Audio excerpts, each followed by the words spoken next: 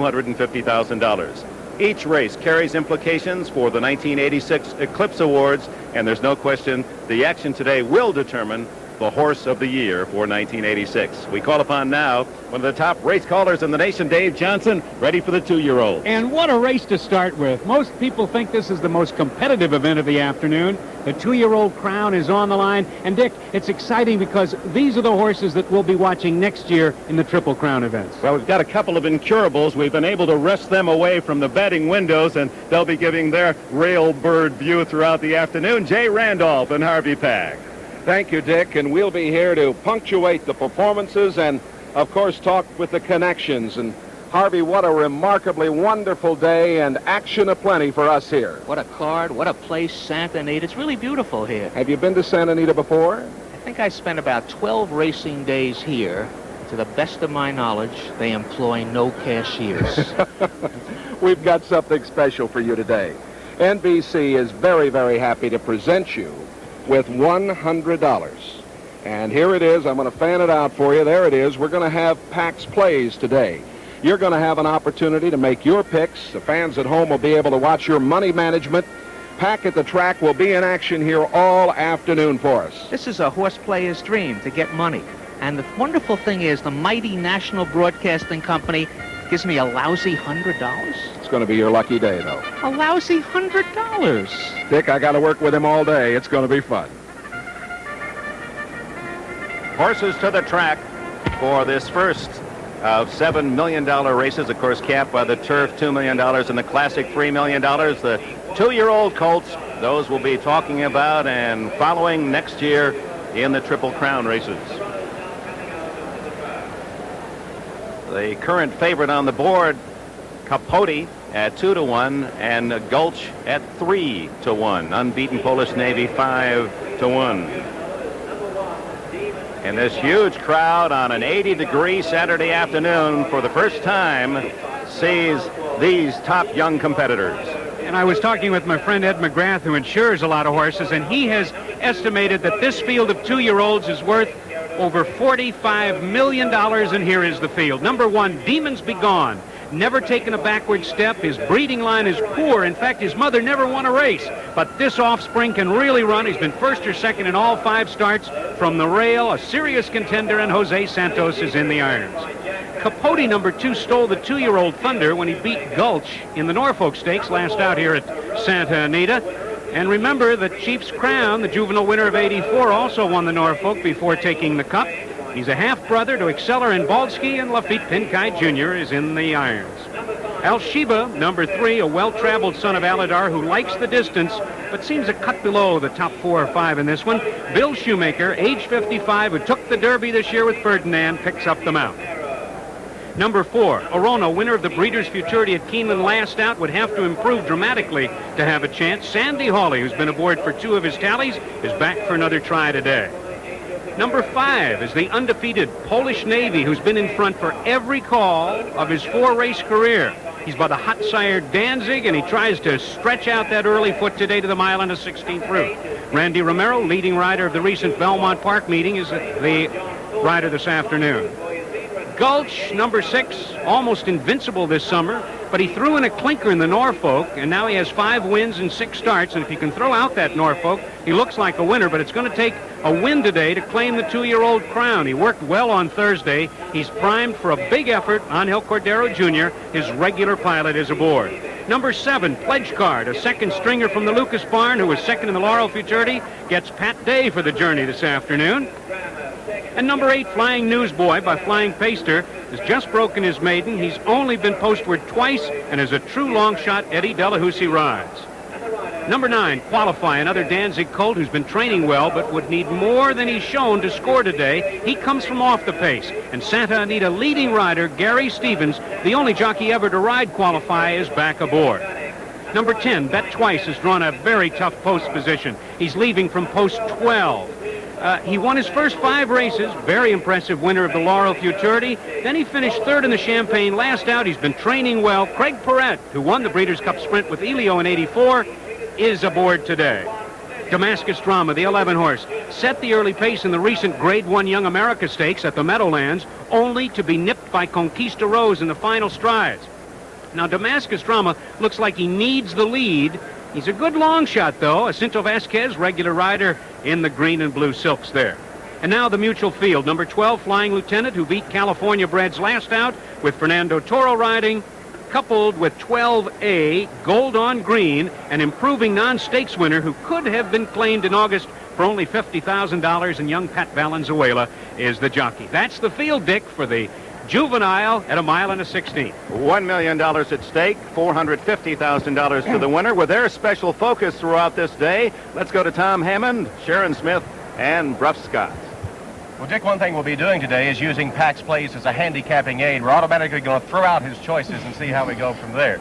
But, Sharon, we already have a winner. What a beautiful day. What a setting. And what a it's absolutely fabulous location for horses that are going to go down in history. We are seeing in these races, some of the best horses in their categories in history, and what a remarkable thing that is. And Bruff, the finest European contingent ever. Oh, by miles. There's 5 divisional champions from Europe, and in Dancing Brave in the Breeders' Cup turf, not just a European champion, we think he's one of the best we've ever seen.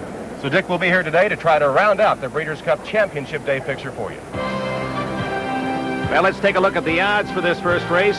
Throughout the day, NBC's first and only system provides you with exactly the same odds as those that are watching here at the track. Our computer plugged into the track totalizer. A morning line favorite, and the favorite at the moment is Capote, the number 2 horse, with Gulch, the second choice of those who will wager here at Santa Anita.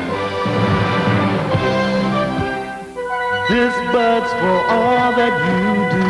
I'd like to help you. I just don't have the time. Bob, I need a trainer. How about Eddie? He's just a kid. So was I. Hey, Eddie! You worked long and hard to get there. When the time comes, you hope you're ready. Son, I'm counting on you.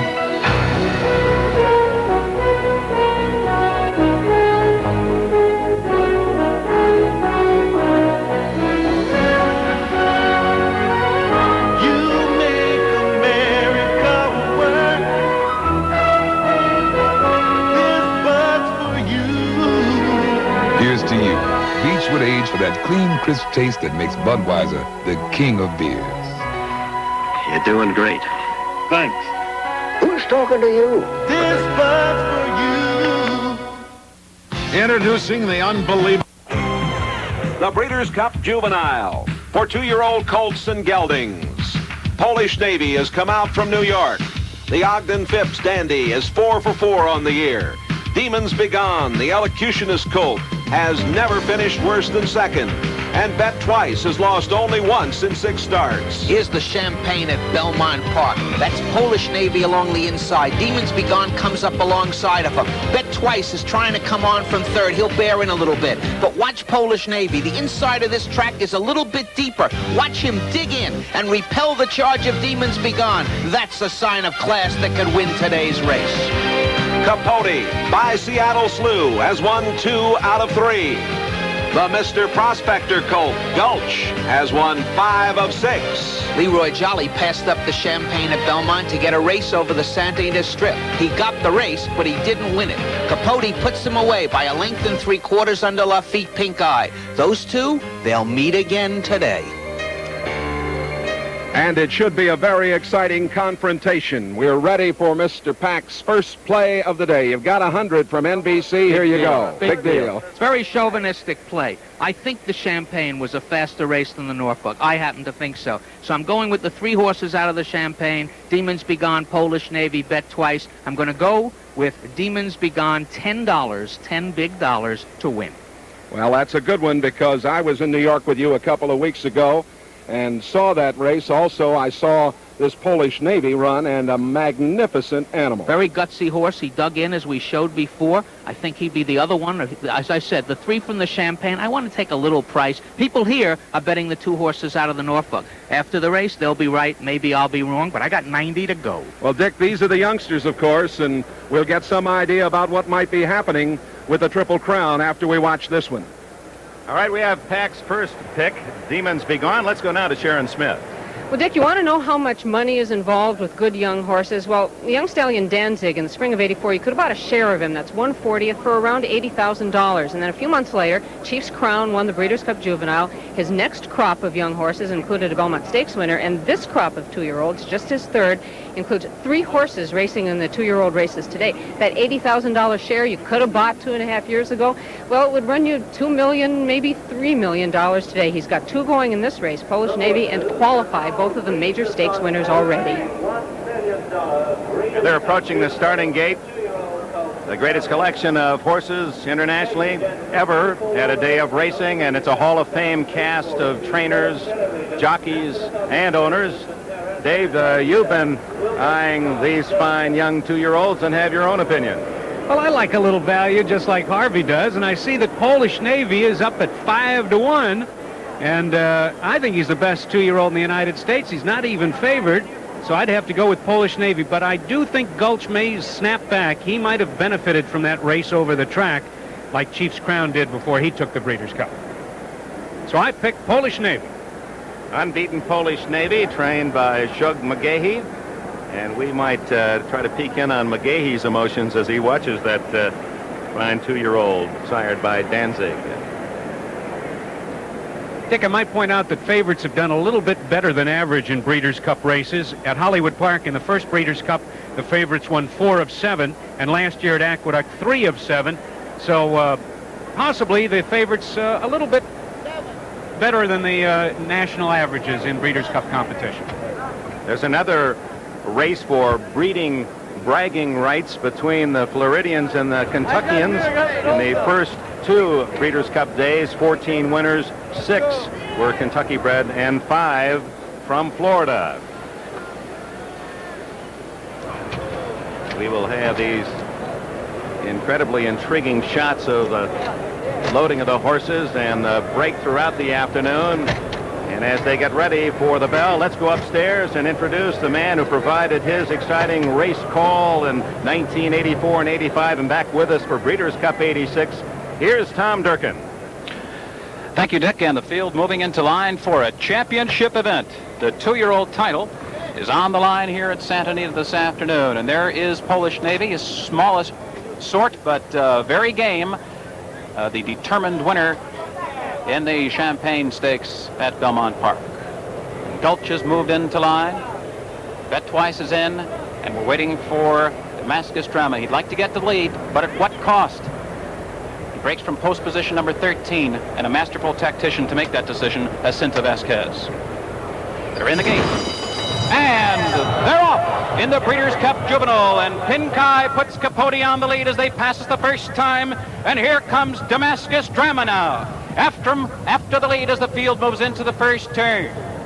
Into the first turn, it's Damascus Drama on the outside and Capote toward the inside, matching strides on the lead, and Gulch is tucked in behind them nicely in third. Then on the outside, that's Flying Newsboy now racing in 4th position. Demons Be Gone, he's only 5 lengths off the early lead, racing in 5th.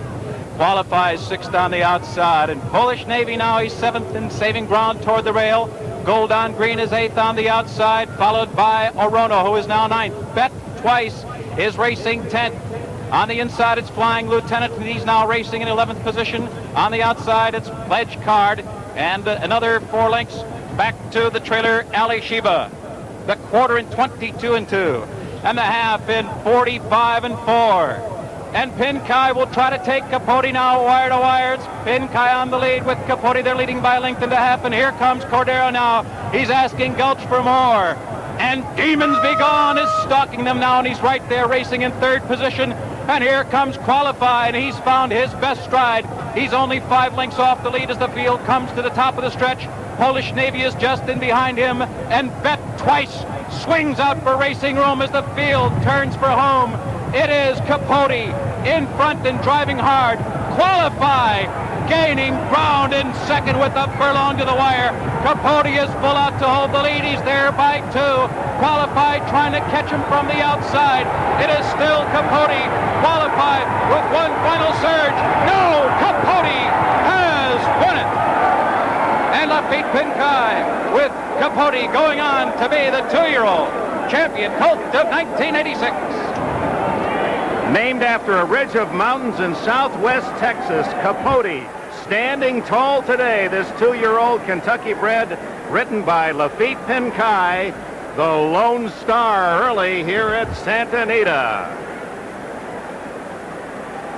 Gene Klein, Barry Beal, Lloyd French Jr., the owners of this 2-year-old Kentucky bred Capote. And D. Wayne Lucas strikes early with his dynasty as Capote, wearing the white bridle, skims the rail, turns for home, repels a big challenge from Qualify. That's Gary Stevens wearing the pink colors on the inside. Gulch just doesn't have it. And through the stretch, it's going to be Capote, the wire-to-wire winner, carrying that 122 pounds through quick early fractions of 22 and 2 and 45 and 4, the mile in 36 and 4. But it is Capote from Flag Fall to That's All.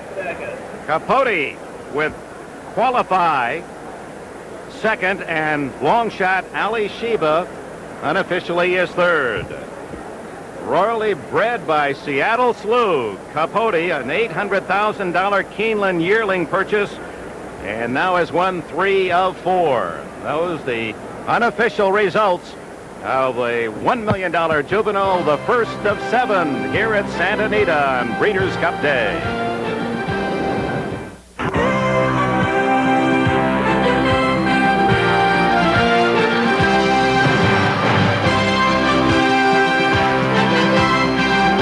Wire to wire, Capote putting away Gulch and Polish Navy. A 2-to-1 favorite. Capote has won the $1 million juvenile with Lafitte Pinkai aboard. 21-to-1 Qualify was second. 30-to-1 Ali Sheba, ridden by Bill Shoemaker, and roaring down the stretch, apparently third, and Bet Twice fourth. Let's go down to Sharon Smith. Thank you, Dick. And Jack Vanberg's the trainer of Ali Sheba, who was running fastest of all at the finish, not at the start. What happened to him early? Bill said just when they broke, that dirt hit him and just kind of shocked him a little bit, and he just couldn't get himself together. He was just fighting that dirt a little bit, but he said the minute he settled down that he come running. He's a good coach. It's the kind of horse you like to look forward to next year with, isn't it? Well, that's been our plan all along, so we went slow with him. He's a little immature yet, so we're going to take our time with him and hope we get there the first day of May. Well, we've got a terrific placing right now. Let's go to Tom Hammond. Thank you, Sharon. We're with Gary Stevens, who rode Qualify to a second-place finish. A nice run for the long shot. You came from way off the pace, but just couldn't get close to the winner. Yeah, our post position hurt us a little bit in there. He was on the outside, and I had to make a decision going into the first turn to either try and stand and stay up with the leaders or take back and save some ground. So I took him back and saved the ground, and he made a good run at the leader, but he just had too much left at the end. Like they say in the charts, it appeared you were second best. That's right. All right, Gary Stevens on Qualify, finishing second in our first Breeders' Cup race of the day. Dick? Capote challenged only once early, and that was along the main grandstand by Damascus Rama, but wire to wire. And watch Bill Shoemaker coming from far out of it with the 3-horse whipping right-handed. This 3-horse Ali Sheba ran a tremendous race. Look at him closing in on the leaders. But it was Capote. Nobody came close to challenging him early. He set his own pace. He was much the best. We are blessed today in our NBC booth. Unfortunate circumstances bring Chris McCarron, one of the world's top jockeys, fractured his hip and his leg in several parts, and we'll get to that unfortunate spill later. But we're pleased that you're with us, Chris. What caught your eye in that first race? Oh, just how well Capote relaxed for Lafitte. Even though the fractions were very honest and very quick up front, he seemed to be doing it very much within himself. And when Lafitte called upon him at the head of the stretch, he responded. Had you been healthy today, what was your mount? Demons Be Gone. And Demons Be Gone solidly backed, but did you keep an eye on him? What happened there? I sure did. He was very well placed all the way. He was laying about 4th or 5th around the first turn and moved up to 3rd going into the far turn. He was just inside Gulch, and I thought he had dead aim on the leaders, but he just hung. He didn't finish well. Well, Demons Be Gone. We had a couple other fellas watching that. Let's go down to Harvey Pack and Jay Randolph. All right, Harvey. Wayne? I better get you, hadn't it, It seems to me this show always belongs to you. We started out with you first. I should have bet the horse. It was by 2 bald. Did you think that the speed would hold today? I thought he might. A lot of people were critical of his race the last time in the Norfolk Stakes because of the time, but we felt that he had a lot of room to improve. And I told Lafitte, I said, bounce away from there and see how they like it when you bounce along at 45 and change. And I said, he'll keep going. He's dead fit.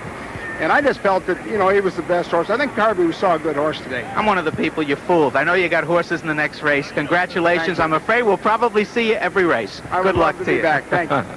Here's a young man who has a horse in the next race, too. Lafitte Pinkai, you won here in the Breeders' Cup on Tasso a year ago, and now you bang right back here. This horse has been on the lead the last 3 times all the way. That's right. We were thinking before the race maybe to ready him and stay behind horses, but when I got to the paddock, Wayne told me, I said, listen, just bounce him out of there and see what's happened. You know, if he breaks good and you can go on, just go ahead. And he did everything right. Sensational way to start the day. Gene Klein, one of the owners, a very quick comment from you, Mr. French here, and everybody, congratulations. Thank you. It was super thrilled. It's the 3rd time I've been here, and I'd like it again. Well, I'll mention Mr. Beal, too, also. Congratulations to all of you. Dick, back up to you. So the Eclipse Owner of the Year and Trainer of the Year, Messrs. Klein and Lucas, open 1986 with a win. Back after these words from your local station. Jacqueline Smith, Ken Howard, Angela Lansbury, and Michael Nouri are caught in a deadly game of deception. You're in bed with the devil. Enjoy. From the glamour of New York and the spectacle of Rome to the power brokers of Washington. We're being blackmailed. Passion and power explode in the all-new Rage of Angels. The story continues Sunday. If you've never driven a Mitsubishi Galant, get ready to soothe your nervous system.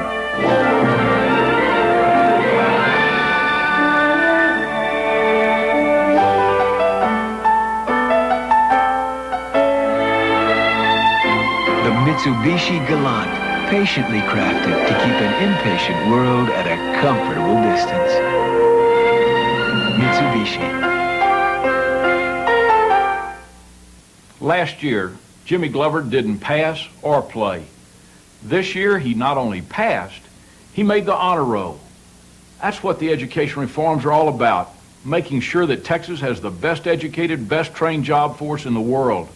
That's the way you get new industry to come to Texas and create new jobs. We can't cut, go back, or let the world pass us by, and we won't. We're Texans. We're going forward, and I need your help. You ever come down to see us? What's happening? Are you going to be down for the Andy Williams? Santa Anita, where the first Breeders' Cup race is in the books, and Capote, you can expect him to go on now to be named the champion 2-year-old, and he'll be the winter book favorite for the Kentucky Derby coming up as you see the official order of finish in the Breeders' Cup Juvenile, with Polish Navy going down to defeat for the first time as we count on down to the final placing Damascus drama in our first race. In the official trophy presentation, John R. Gaines, who was the chairman of the Breeders' Cup Limited, and Clement Hurst, the president of the Oak Tree Racing Association, making the presentation. Of course, John Gaines, the man whose brainchild is the Breeders' Cup. He thought the concept up, and it's been a tremendous success over its first 3 runnings. Moments ago, the trophy presentation here at Santa Anita. Well, there's something new on the Breeders' Cup Day agenda for 1986, and that is the inclusion of a steeplechase race in Breeders' Cup Day. Not here at Santa Anita, but at Fair Hill, Maryland, the richest steeplechase ever. Right now, Don Cricky is standing by for a preview of the $250,000 Breeders' Cup steeplechase. Welcome to the rolling hill country of Northeast Maryland, an elegant setting. Nearby to famed Winfield's Farm, home of the legendary sire Northern Dancer. We're at Fair Hill Race Course, built 52 years ago by William DuPont. Its serene and simple beauty has been maintained without change. But today, Fair Hill comes alive as it celebrates its biggest event, the inaugural running of the Breeders' Cup Steeplechase.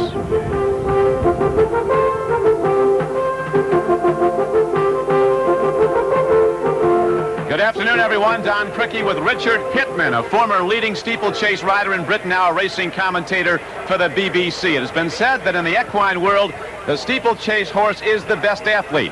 He needs durability and jumping ability in addition to speed. How do they differ from the California horses we're watching? Well, basically, these are much older horses. They've been through the mill. And also, they're geldings. If you leave them in their entirety, they get too clever for this game. They've got to keep racing. When the stitch hurts them, jump and run. It is a most interesting international field. Horses coming from 5 countries to run today in the inaugural Breeders' Cup steeplechase, but there is one scratch from today's race, and that is the favorite Flatterer. Joining us now is the owner of that fine horse, Bill Pate. Bill, what actually happened to Flatterer? This was a last-minute development. Well, Don, this morning when we took him out of the stall, he was laying behind, and what actually is wrong at this time, we don't know. But he will not run, unfortunately. Definitely not, no. And he went out as an odds-on favorite, at least in the early line. It is still an outstanding field, and Richard previewed some of the horses. Census, now the hope of America, big, strong, and handsome. This horse moves well. Look at the power in his front shoulders and in his hindquarters. He looks good. Gacko from France, relaxed here, but when he gets on the racecourse, he explodes. He's quite a time bomb and very proud. Just watch the way that legs stride. He covers a lot of ground. He looked good to me. Kesslin from Great Britain had one run in the USA and won. Although he wasn't quick at his jumps, he came home by 8 lengths. He was striding away and is ready for today. From the same stable is Pont de Lou, this horse bought in Argentina. Well, he's running very well, but look at the movement. He spreads over this fast ground, and that's what they need to be able to do. They've got a bit of jar there. A high-power field of jumpers it is, Richard, and the course they'll run is an equal match. A very formidable challenge awaits. 2 miles and 3/8 run over 16 fences. They'll all be together over those first 2, a tight bend into the back straight, and they'll be jockeying for position. But as they come round to 7, if they're still there, they've got it all to do again. On to 8 and 9 are past the finishing post, but now they'll start to move up to the lead. And I think as they come to 14, 15 and 16, it's a fight to the finish, and who knows what will have unraveled on the way round. The field of 11 is now approaching the paddock area. We're about 1/2 hour from post time. We'll be back for the inaugural running of the Breeders' Cup steeplechase, but now to Tom Durkin at Santa Anita. The steeplechase will be coming up from Fair Hill in just about 30 minutes. In the meantime, we're looking forward to the $1 million race for juvenile fillies from Santa Anita. Well, on our Breeders' Cup coverage the past 2 years, we've enjoyed the work of Peb, the talented cartoonist to the daily racing form. This year, we've added something new. We got Peb together with Wallace Colvard, an animator with NBC, and for the first time, animated Peb. It really makes the work come alive. And as we get ready for the juvenile fillies, you'll see that the crowd is waiting for the arrival of the juvenile fillies here at Santa Anita today. The bus stops here, and the fillies will be on the track soon. We'll be right back. I am losing control. I have a TV remote, a cable remote, a VCR remote. Doesn't anybody make a TV with one remote control for everything? Sure. Magnavox. This one comes with the universal remote. It controls the Magnavox TV and just about every brand of wireless, VCR, and cable. A Magnavox controls Sony. And Zenith, and RCA, and Panasonic, and... I'll take the Magnavox, and you can take these. The universal remote. It's 3 controls in one. Nobody puts it together like Magnavox. There's a fire-breathing creature Chrysler has imported from Japan. Conquest TSI. The intercooled turbo coupe built by Mitsubishi. So hot it'll smoke the 300ZX and RX-7. Conquest TSI. Now at your Chrysler dealer. Hello, Dallas. Well, hi, Chicago. Sounds a little crazy, but we wanted to see if the new fiber optic phone line and the system being built by U.S. Sprint really were so incredibly quiet that you could actually hear a pin drop. Got it? Loud and clear. That was a pin? So call now. Find out more and save with U.S. Sprint, where every fiber optic call sounds like you're right next door.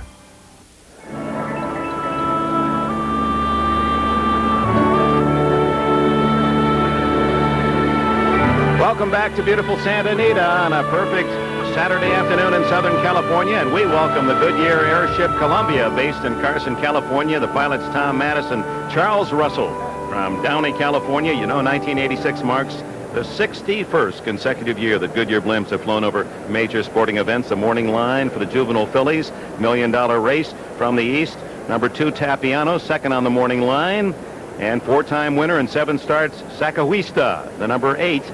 At 9.5, the morning line favorite. And we have a scratch. Coakley, 12A, has been scratched. Let's go to Sharon Smith for that story. Well, Dick, what happened was that Coakley got upset while she was being saddled in the covered saddling enclosure. She flipped, she fell down, and injured herself. Now, she is back up and standing. Apparently, it's not a terribly serious injury, but it was bad enough that she is unable to race today. She was bruised and perhaps cut a little bit. So she flipped. It happens to, especially to 2-year-old fillies, and she is out of the race. What a disappointment for her owners, Dick. Now, this race has some interesting history going back to the first one when we had a DQ. And you know, a victory in this race, Dick, has been a promise of good things to come. In fact, the first 2 juvenile filly winners, Outstandingly and Twilight Ridge, are going to match strides later this afternoon in the Distaff Handicap. It's also a very evenly matched field, and this could produce a $100 payoff, just like the 84 juvenile filly division did, with Outstandingly paying that big price. And we also not only have East versus West, but a Canadian filly by the name of Ruling Angel is here to represent the Northland. Chris McCarron, as they work in the ring and eventually will make their way through the tunnel out to the main track. What are the thoughts at this point of the jockeys? Are the nerves building here, or does that happen more intently later? Well, this is a very exciting part of the race, Dick. This is kind of like coming on stage all over again if you've already ridden the first race, or it's like coming on stage for the first time during the day.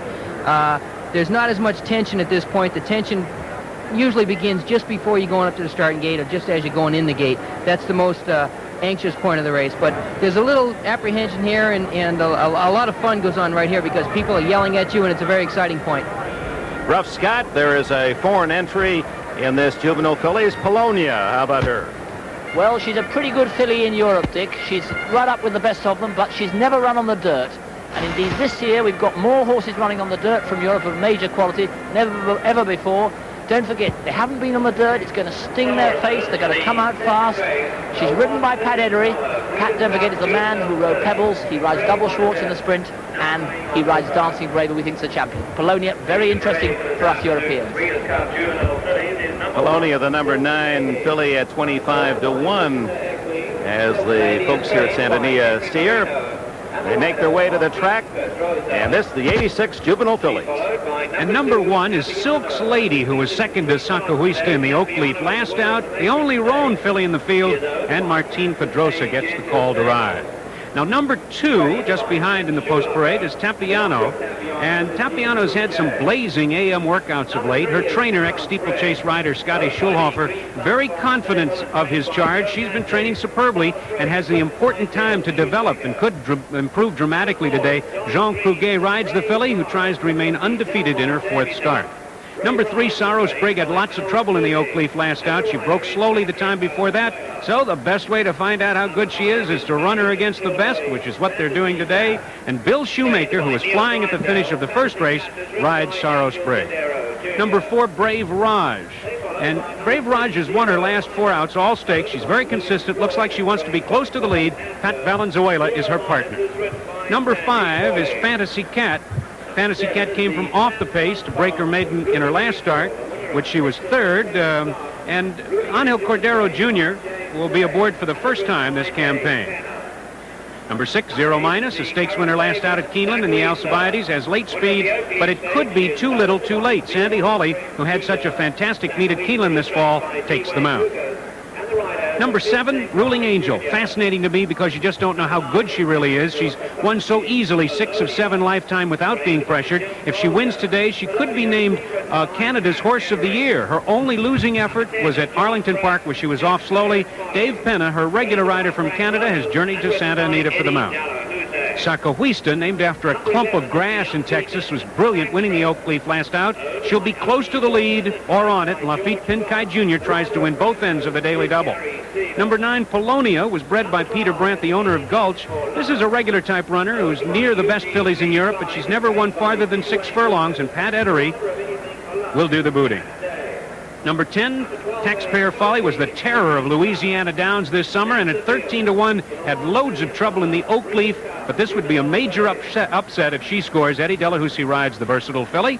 Number 11, Prankstress, has won all 4 of her starts in the Midwest, but has not met this level of competition. Gary Stevens, the riding assignment.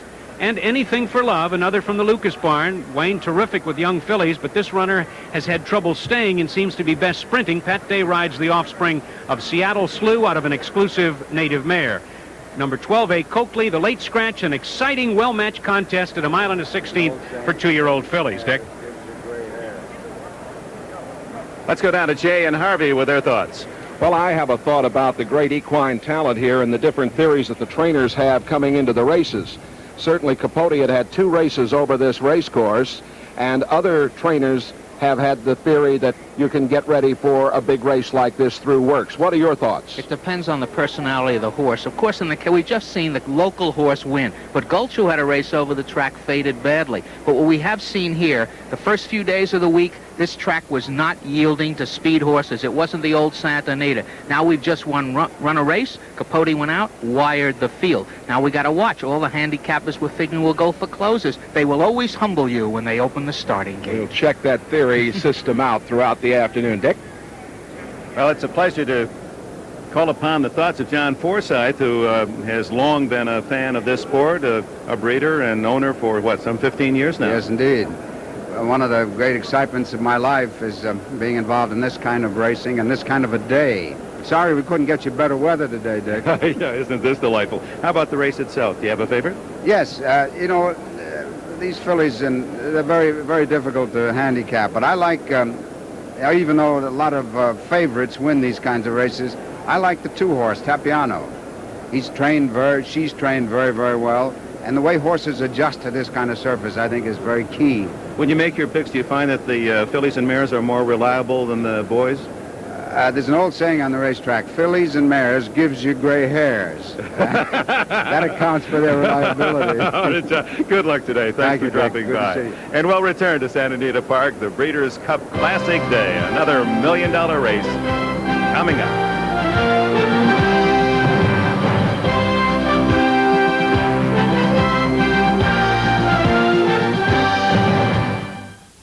See, only nerds eat Kellogg's cornflakes. Tony Danza eats them. He does?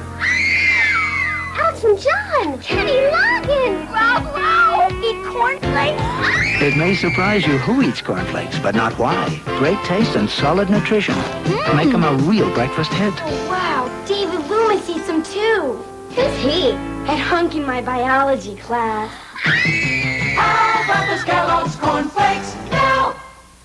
I'm Earl Shive. I'll paint any car for just $99.95. This week only, Earl Shive will give you $20 metalwork absolutely free with your paint job. Earl Shive does complete body and fender repair. Come in for a free estimate. Insurance work is welcome. That's $20 free metalwork this week only at Earl Shive's. Right. I'll paint any car for just $99.95. A trackside moment from First Jersey Securities. The Thoroughbred Auction is the focal point of commercial breeding. It's big business, exciting, and adventure. In moments, players make huge financial judgments on a horse's future performance on the track. The July Keeneland sales in Kentucky. The August Saratoga sales. Here, untested yearlings fetch millions as buyers vie for tomorrow's champions. This trackside moment is brought to you by First Jersey Securities, the nationwide investment firm. Come grow with us. Searching here for predictions and there for analysis? Oh, the dilemma of choosing the right pregame show. We at NBC Sports suggest you put as much effort into choosing a pregame show as you did with those home improvements. Possibly more. NFL 86, the one you'll choose.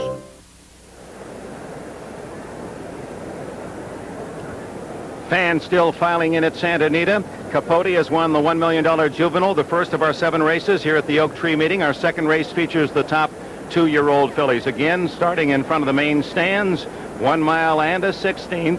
This race allowing an early indication of how these young ladies can handle the longer classic distances. And currently, Tapiano and Sacowista appear to be the favorites of this crowd. Well, let's go to Jay and Harv and check on their past form. The Breeders' Cup Juvenile Fillies. They all carry 119 pounds. Brave Raj, owned by Dolly Green.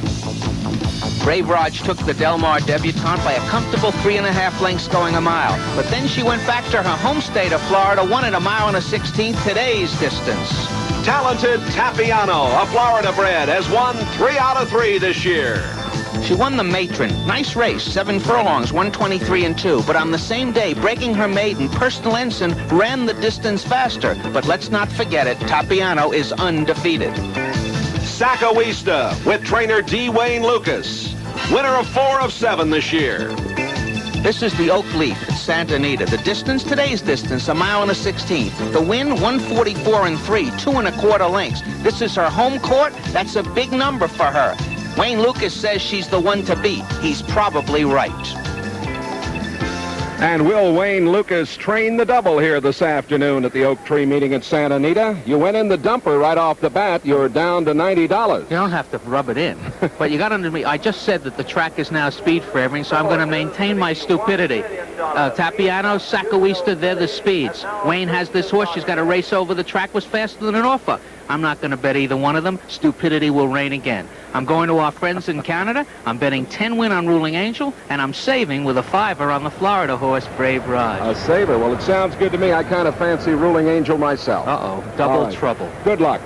Back up to date. Ruling Angel currently at 9-1. How about the rest of the numbers, Dave? The folks here really like Sakawista. They also like Tapiano, who's bet down to 5-2. As we look at the rest of the field, Sakawista getting 2-1. Big price on Polonia, 23. Chris McCarron, you talked about your emotions, feelings as you leave the paddock area to arrive at the track. Now, the moment of truth as you approach the gate. It's a very anxious point. All the horses have already been warmed up, and you can tell pretty much how they feel under you, whether they feel nice and smooth or already warmed up, and you get a good feel of what might unfold. Now, you say here at Santa Anita they have a new technique in loading that gate. That's correct. In Southern California, actually, at all 3 tracks, the starter decided to change the method by which he loads these horses. He loads them 2 at a time with fields of 8 or larger. That takes away any advantage that the outside horses may have or may gain by not being in the starting gate too long. In other words, 1 at a time. If you're in the gate first and there's any trouble at all, it must feel like you're in there a half an hour. That's correct. It gives a horse either time to fall asleep or time to get fractious. Well, we have the opinions of all these so-called experts. Which of these fillies do you favor? I'm afraid I got to go for D. Wayne again. Sakawisa is going to be double tough. She loves this course. Boy, would that be a double, $1 million double? Dwayne Lucas winning the daily double here. A lot of $2 bettors, and he's looking at $1 million races. Let's go upstairs to Tom Durkin for the call. Moving into line here, Anything for Love. She gets away quickly from the gate, but that's when the problem starts soon thereafter. She likes to bear out going into turns. That could spell trouble for Taxpayer's Folly, who's just on her outside, and the undefeated but unraced of late, Prankstress. They're in the gate. And they're off.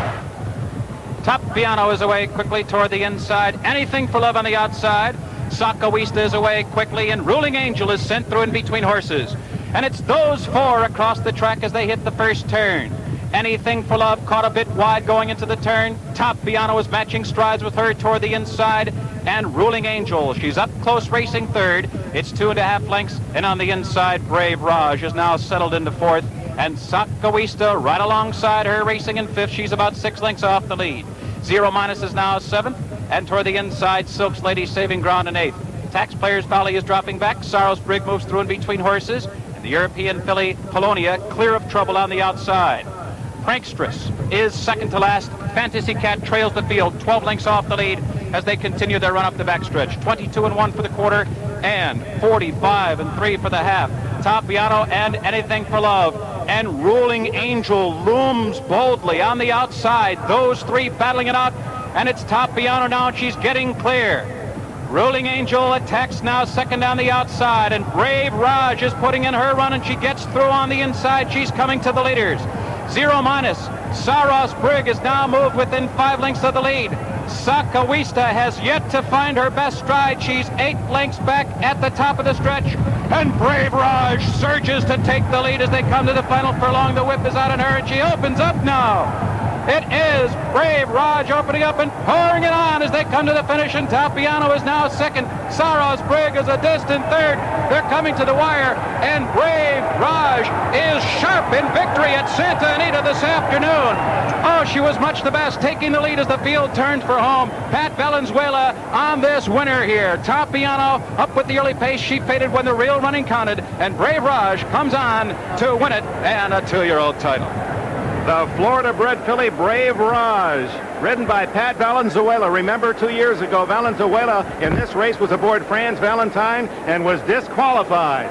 He rides a $450,000 winner today. Brave Raj, her 6th win in 8 career starts. Trained by Mel Studi, who trained Snow Chief. He has to be just as proud of Brave Raj this afternoon. Watch Valenzuela threading the needle there, taking dead aim at Tapiano, and as they turn for home, it's going to be Valenzuela with Brave Raj. Watch through the stretch as this filly bears in the whole way. He's switched to a left-handed stick to keep her from off the rail. No avail. Took a hold of her reins again. She bears in through the entire lane, but as you can see, she's so good, nobody's around, and she's going to win it easily. The Breeders' Cup Juvenile fillies in 143-1, with Tapiano second under the wire and Saros Brigg up to be third. Thread the needle again, Pat Valenzuela. Kruge has Tapiano on the lead. Here comes the 4-horse Brave Raj. Ruling Angel with Dave Penna in a bit of tight quarters, so he just drifts on out with the Vice Regent filly. But it is strictly Brave Raj, home free. Unofficially, Brave Raj off at 4-1 with Tapiano, one of the favorites, second, and a long shot, Saros Brigg is third. Dolly Green purchased Brave Raj for $300,000 privately in May. She's just won $450,000. We'll be back after these words from your local station. Wednesday on Highway to Heaven, can Jonathan help a fellow angel who's courting his own widow? Then on Gimme a Break, Nell's having a big time in the Big Apple. That's great. Then on You Again. My dad racing against William Shoemaker. It's off to the races when Henry fulfills his sports fantasy. Come home Wednesday.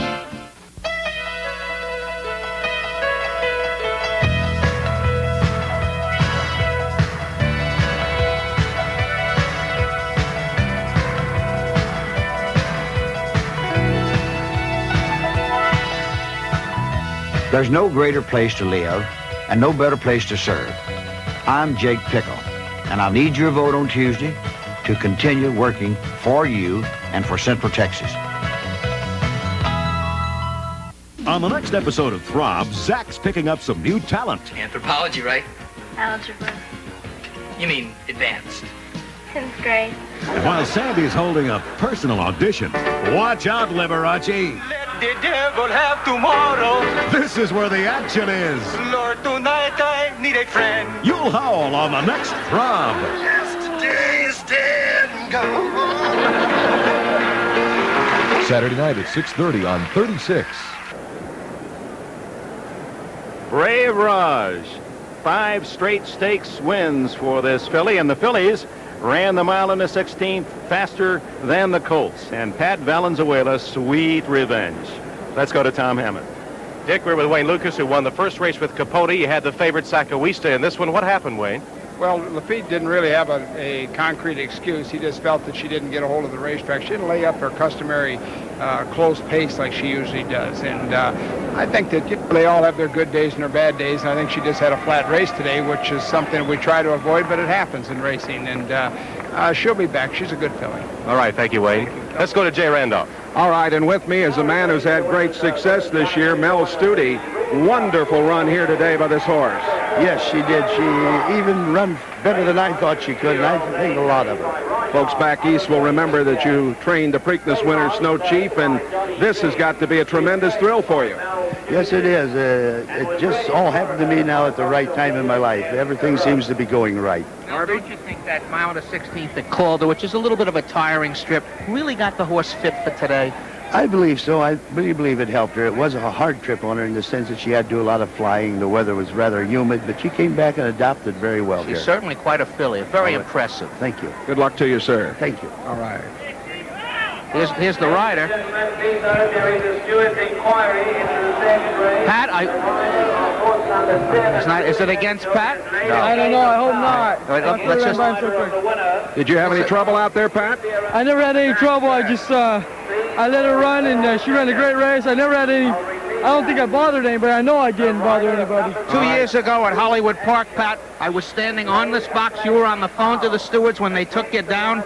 It would be a terrible shame if it happened to you again. Let's watch, see if you see anything. Hey, is that where you're moving out right now? Did you just pass Ruling Angel? I passed through on the rail, and I don't know where the rider was talking about, because my filly went by everybody so quick. You know, I never bothered anybody. You can see here she was legging in a little bit. I got after left-handed, and she ran a great race. She ran like a car once she got clear. Yeah, she sure did. Pat, this is a very anxious moment. Yeah, I'm sure you do. Yes, indeed. We're going to let you go. Good luck to you, Pat. It was a year ago, and 2 years ago. 2 years ago. Can lightning strike twice? Boy. I don't read. The last time that he was taken down for fouling horses that were way back. This is it's almost history repeating itself. Back upstairs to Dick. And Chris McCarron, as the stewards look at the replay of that race on the backside. Chris, did you see anything that would hold that claim? Well, as Pat was moving through with his filly, he did have to shift out to go around Tapiano, and when he did, Ruling Angel was alongside of Brave Raj, and it appeared to me that Ruling Angel may have shied a little bit as Brave Raj shifted out. I just went through the hole that was there. His filly might have shied from mine, for all I know, but I never bothered anybody, I thought, gentlemen. Thank you, gentlemen. Now go through this process with us, Chris. The stewards then ask the jockey against whom the foul has been claimed to give his side of the story, or is he volunteering that information? Oh, no, they always ask to inquire to all the riders involved in any objection or any claim of foul, any steward's inquiry involved. Oh, this would be tragic if Valenzuela should go 2 for 2, although it does seem to be a rather thin example of any interference, Dave. I don't think they'll take him down. I really don't believe that Ruling Angel was bothered at all. But as you can see, the stewards do check the videotapes from all these different angles, and they want to make absolutely sure. $450,000 check it is. Sharon? Well, Dick, Jean Couguet was aboard Tapiano. I bet you didn't expect you might have a chance to win at this point. Did you see the claim of foul? What happened? He was behind. He got no place to go. He just bombed lost one match come for himself. You think you have a chance to be put up there then? So. Your horse ran a pretty good race, didn't she? Oh, yeah, she ran very good. You know, anytime you get bid, you're disappointed, but, you know, we're very happy anyhow. That was a good effort. Well, here's a man who's waiting eagerly. Let's go back to Dick. No change is the ruling of the stewards. So officially, Brave Raj is the winner of this 1986 Breeders' Cup Juvenile Fillies. Tapiano second. 12-1 outsider Sarah's Brigg third. And the favorite, Sakawista, fourth. Jay? The great ladies of the turf. Dolly Green here with me. You're a happy lady right now. I certainly am. This is a wonderful moment. You have a new trainer. He's done a wonderful job for you, and this is a big capper for you today, Mrs. Green. Yes, thank you. It really is, and he's a marvelous trainer. And I know that this is your home area, and to win a Breeders' Cup here at Santa Anita is special for you. It is, and I'm very thrilled. I can't really believe it's happened. Well, you're one of the marvelous patrons of the game. Continued success to you. Oh, thank you so much. Back up to Dick. Brave Raj, Dolly Green, proud of the winner. And so are those that collect $10 for the win, $5.20 to place, $4.40 to show, $5.40 and $4 to pay off on Tapiano, and Sarah's Brigg, $7.40 for third. And we'll return to the Breeders' Cup at Santa Anita in a moment. Experience a unique kind of luxury, four-wheel drive Jeep Grand Wagoneer. Enjoy the comfort of its interior appointments. Feel the power of its V8 engine as it carries you smoothly, even with heavy loads. Or experience Jeep Wagoneer Limited. Rugged, versatile, efficient, undeniably elegant. Jeep Wagoneer Limited or Jeep Grand Wagoneer. All this luxury, and it's all Jeep.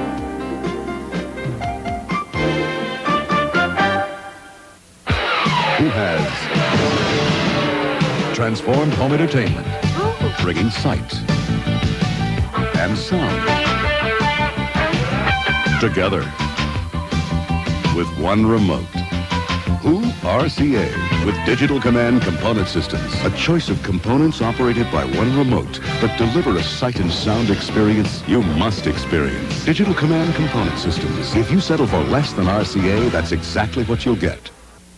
For years, certain people have been asking for one thing in a soup. More! So we invented Chunky, with pieces big enough to eat with a fork. More! And a rich broth so delicious, you'll need a spoon to get every drop. More varieties, like a sirloin burger. Or even New England clam chowder. You can expect more from Chunky, the soup that eats like a meal.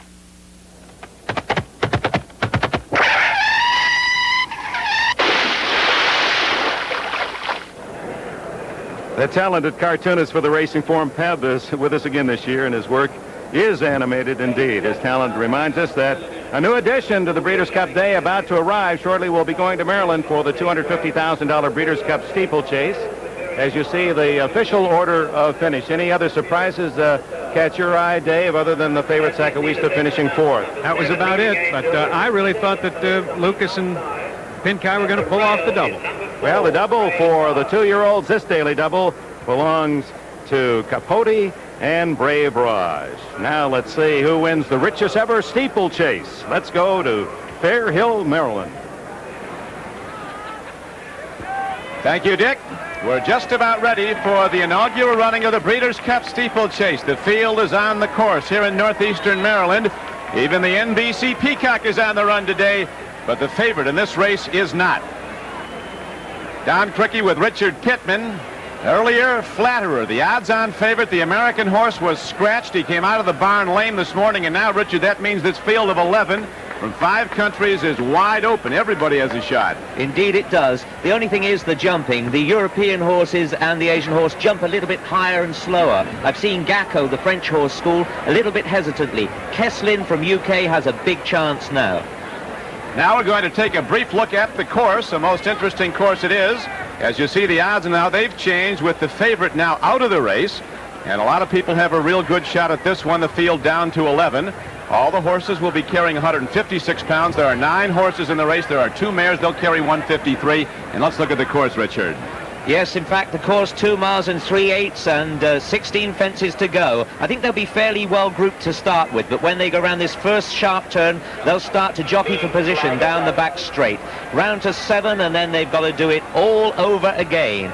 This is where they'll start to spread out, and you can see that the action will really unravel itself. Now for the call of the race, and here's Tony Bentley. And thank you, Don. The flag is up, and they're off, and Gacko on the inside.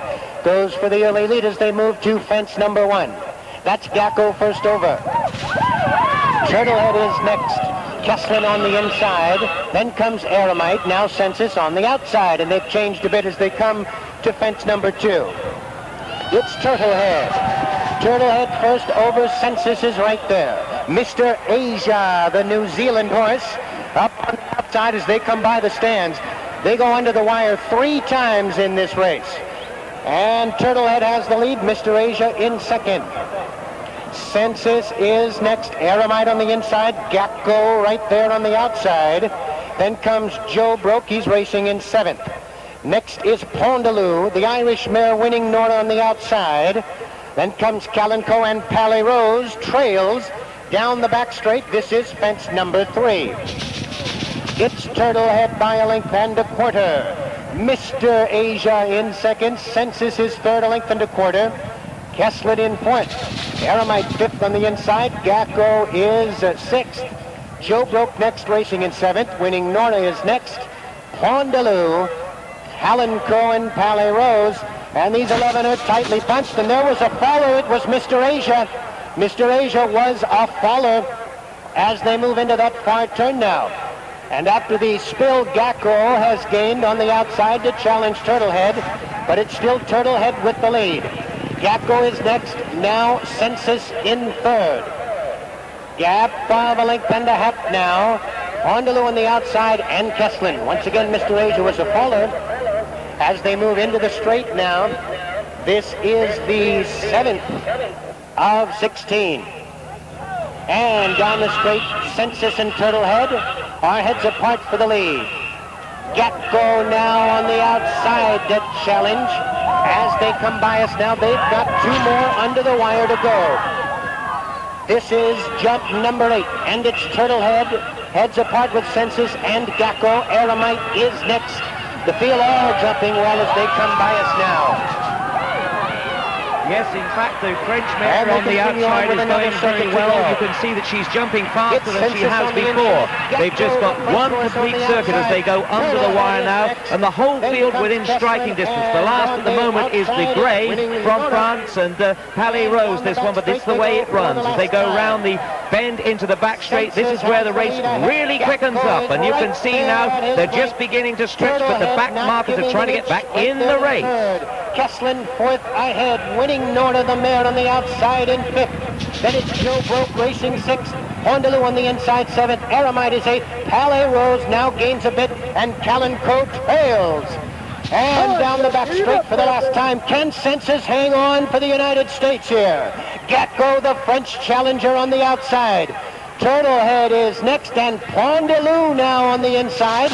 Eremite is next. And into the far turn now, they bunch up for the lead. There's Gacko on the outside challenging. Census still hangs on to it though. Turtlehead is next, and Pondaloo on the inside. Round that far turn they go. Census now opens up a bit of daylight. Census by 2.5. Turtlehead is next. Kesslin on the outside. Gacko has dropped back now. Top of the straight now. 3 fences to go. And it's Census with the lead. Kesslin on the outside is next. They've got 2 to go now. Census has it by a half. On the outside, Kesslin challenges now. Turtlehead is next, then comes Pondaloo. Now, 1 to go. Census, Kesslin on the outside now. Less than a furlong to go in the Breeders' Cup steeplechase. Census, can he hang on for the United States? He's got it by 2.5. Kesslin on the outside next. Pondaloo on the inside. There in the final 16th mile. It's Census. Census with Jeff Tudor aboard. He's going to win the Breeders' Cup steeplechase. Census of the United States wins it. Kesslin was next, and Pondaloo finished 3rd. Back to you, Don and Richard. Thank you, Tony. So with Flatter out of the race, Census, considered second only to Flatter among the top U.S. steeplechasers, is the victor in this inaugural Breeders' Cup steeplechase. Very strong run, Richard Pittman. Well, he'd be bang up with the leaders most of the way. He was keeping out of the trouble and jumped beautifully. But a great run from the British horse Kesslin. Now you can see the big white face there of Census. You've seen that for a long time. On the inside, in the grey colours, Pondaloo coming with a nice challenge there. But Kesslin is on the outside. Census, he asked for a big one at the last, and he gets it. Very quick with the whip as they go for home here. Jeff Teeter, he's not going to make any mistakes. There's a big prize on offer.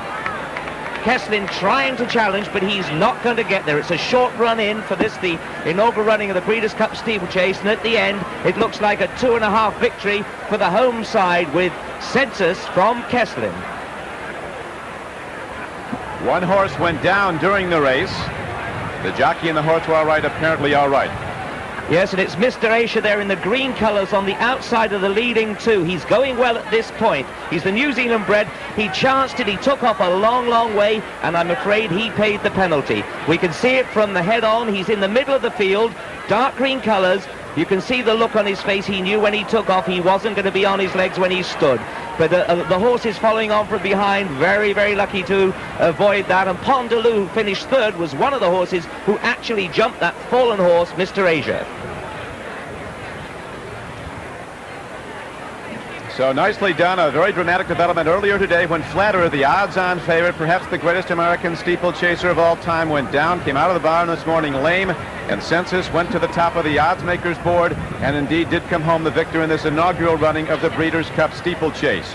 Census the winner. Kesslin was the second finisher, and his entry mate Pondaloo finished 3rd, and the time, Richard, an excellent one of 4:27.3. Yes, it looked fairly good. And one thing we haven't mentioned, the winner was trained by a lady, Janet Elliott. So isn't that marvelous? Yes, a victory for the distaff side. A big, strong bay gelding wins the race, but he was trained by an English-born lady, and Janet Elliott perhaps is the happiest of the 20,000 here today. We'll be back with the official results and a talk with the winning trainer. Right now, back to Santa Anita. So the richest ever steeplechase race won by Census and Jeff Teeter, and now the sprinters at Santa Anita.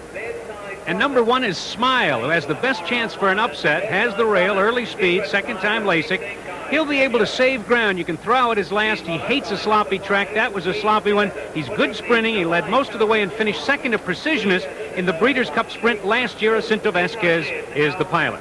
Number 2, Double Schwartz, the best 5-furlong horse in Europe, but maybe the Americans have too much early zip and they'll just leave him behind. He's never been around to turn, so watch how he reacts on the bend. Pat Ettery, who won on his last, rides again. Number 3, Taylor Special gets his early speed from his daddy, Hawkins Special, one of the fastest sprinters I ever called. Taylor Special has won all over the country and has been making clockers do a double take at their watches of late. He's ready, and Randy Romero, the pilot, is also. Number 4 is Bedside Promise, who improved dramatically last out. Now, even with a poor start, too. He was wide into the stretch, and he would need, though, a faultless trip to beat Groovy and the other speedballs in here. Beat Pinkai Jr., who won the Juvenile last year with Tasso, and the first race this afternoon is the rider. 5 is Green Desert, who at age 3 is the best 6-furlong horse in Europe, but always on the grass, so how will he handle the dirt? He has instant acceleration, he's dangerous, and the talented Walter Swinburne knows this horse. He's ridden him his last 9 times. Carload is the 6th horse. Never given me any indication he could handle the likes of field this afternoon. They're taking a shot, and Bill Shoemaker, the Wizard, is aboard. Number 7, Love That Mac, owned by a retired mailman and 2 teenage brothers.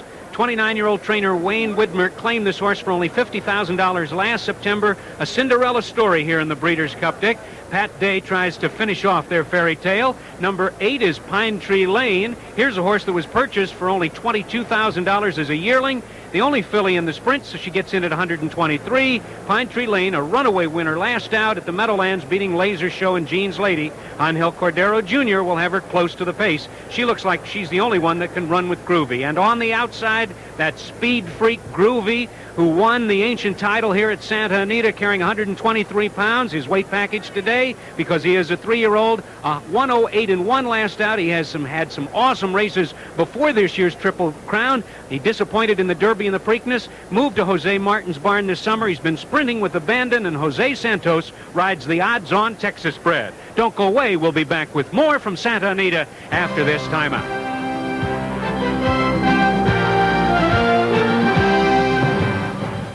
Experience a unique kind of luxury, 4-wheel drive Jeep Grand Wagoneer. Enjoy the comfort of its interior appointments.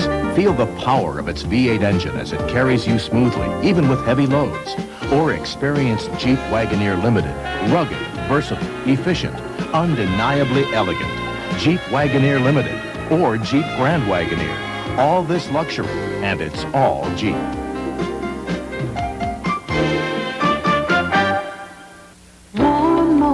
On a cold winter night, good conversation, easy and light. And how about something for your appetite? Let our gentle flame cook up something right. Warm moments for those warm moments. Nothing warms you like gas. Warm is what natural gas is all about. Clean, efficient. In fact, America's best energy value.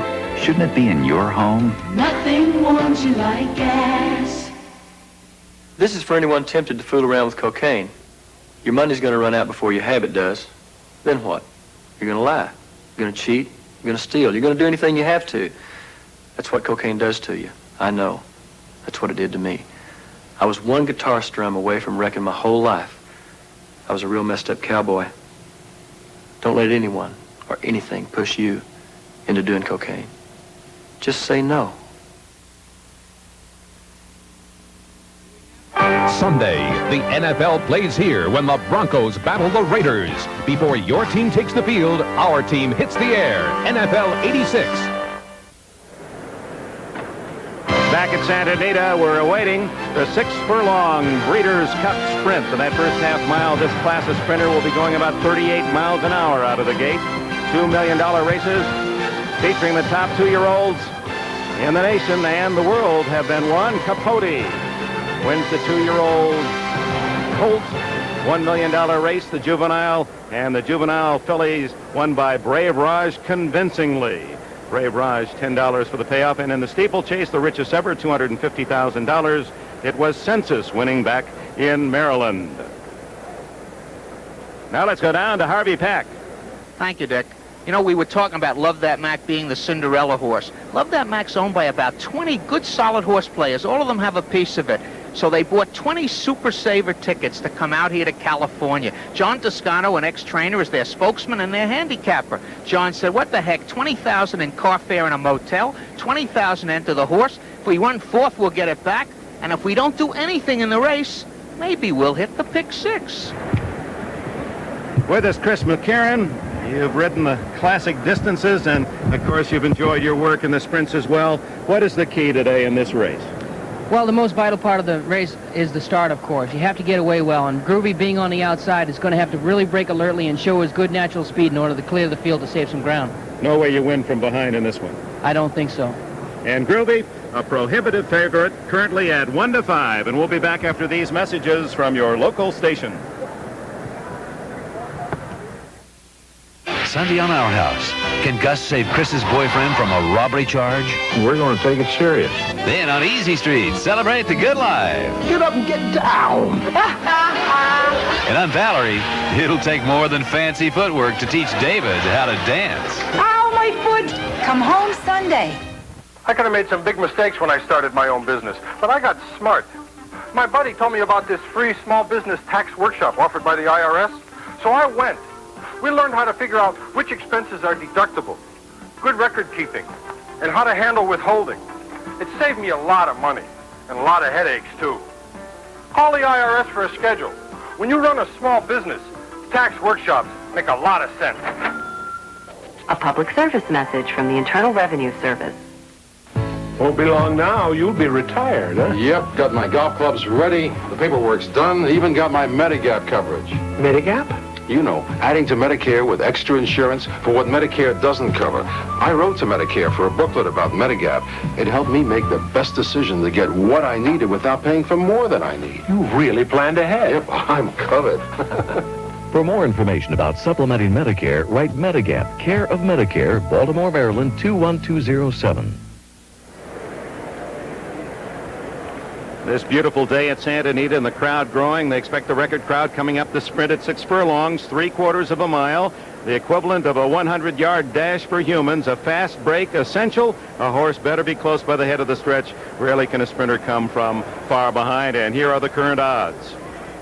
And Bedside Promise is the only one other than the favorite who is down from the morning line, starting at 12 and moving down now to 9-1. Maybe that's because Ben Kai is aboard. And Groovy, as you see, is now up to 2-5. Right now, let's take a look at some of the major contenders in this Breeders' Cup Sprint.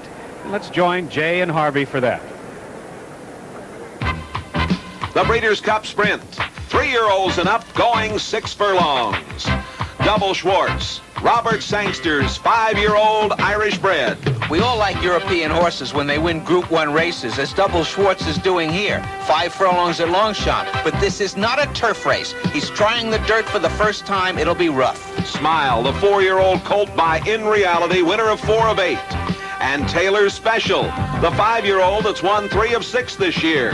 Smile is not the most consistent horse, but when he's good, he is very good, as he was this day. It's the Equipoise Mile at Arlington, 134, 108 and change for the 6 furlongs, and he's beating Taylor's Special with something in reserve. The 4-year-old filly Pine Tree Lane goes for her 5th consecutive win today. Wayne Lucas is sending this filly out against the colts. She's got a world of speed. She likes to win her races on the front end. Good luck to her today because she's meeting Groovy, and Groovy can go. Winner of 5 of 12. This is a horse with a ton of speed. They used to send this horse long. They put this horse actually in the Kentucky Derby. Under trainer Jose Martin, he's become strictly a sprinter. Look at this, Santa Anita, 108-1. He's going to be tough today. And on this beautiful day, wonder of wonders, Harvey Pack got even. The $5 saver, Brave Raj paying $10. What's the action here? Can I go home now? Well, to repeat my old line, you can't bet Groovy because hardly a man is now alive. Paid a mortgage at 2-5, so we'll go with 2 exactas. $10 Groovy over Smile, $5 Groovy over my friend's horse, Love That Mac. There you have it. It's gimmick time, Dick, for Mr. Pack. Interestingly, gentlemen, someone apparently going to try to make a nickel on a dollar. Show money will pay about $2.10 if Groovy finishes first, second, and third. And look at the show, $137,000 in the show panel. It looks as if someone bet $50,000, $75,000 to show. 5% on your money in 2 minutes, not bad. Dick, if you've got the 5, what do you need the 2 for? So Groovy at 2 to 5, and obviously that will be where all the binoculars are aimed. Jose Martin trains Groovy, and he's done a marvelous job taking this horse to be the greatest sprinter in the country right now. And if he wins, it would be an interesting story because his father, Frank Martin, won a Breeders' Cup race with outstandingly. So that would complete the only father-son training combination ever to win Breeders' Cup races. And they were talking about time a little bit earlier. The track record here for 6 furlongs was set by Chinook Pass. As a matter of fact, I called that race when I worked here, 1:07 3/5. It might be in danger.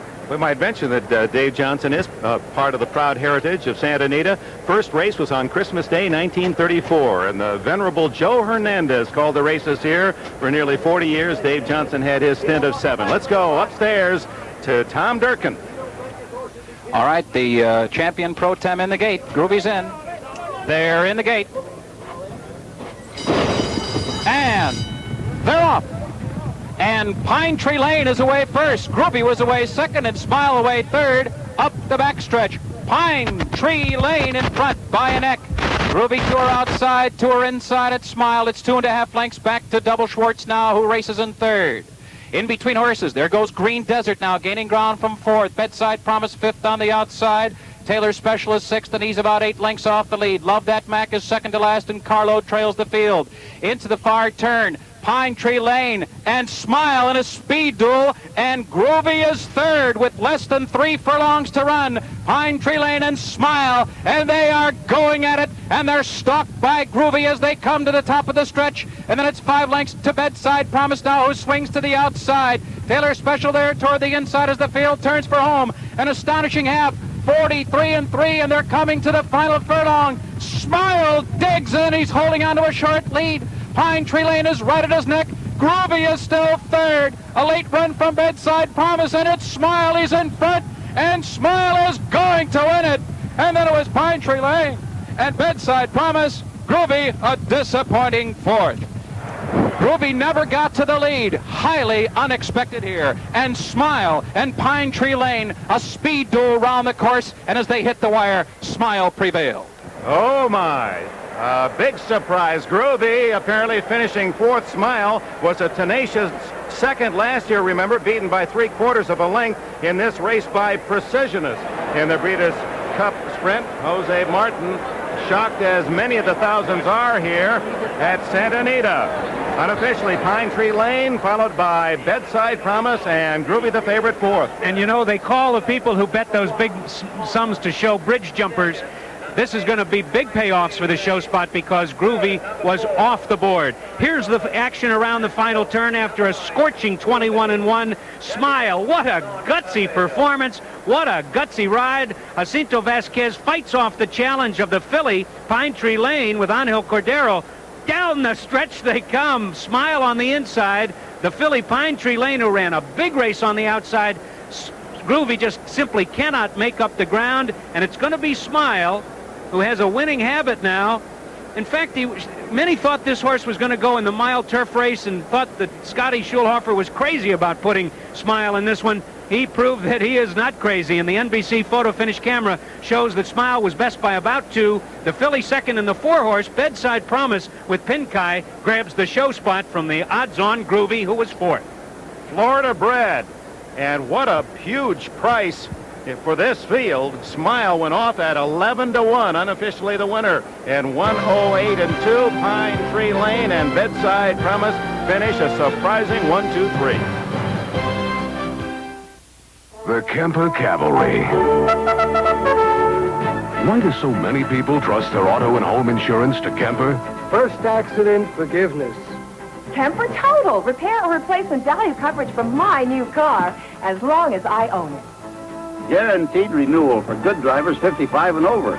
Compare Kemper's loyal protection with anyone. We don't have to toot our own horn. Once you compare camper, you'll ride with us. Come on! Hey, what a team! We got fans!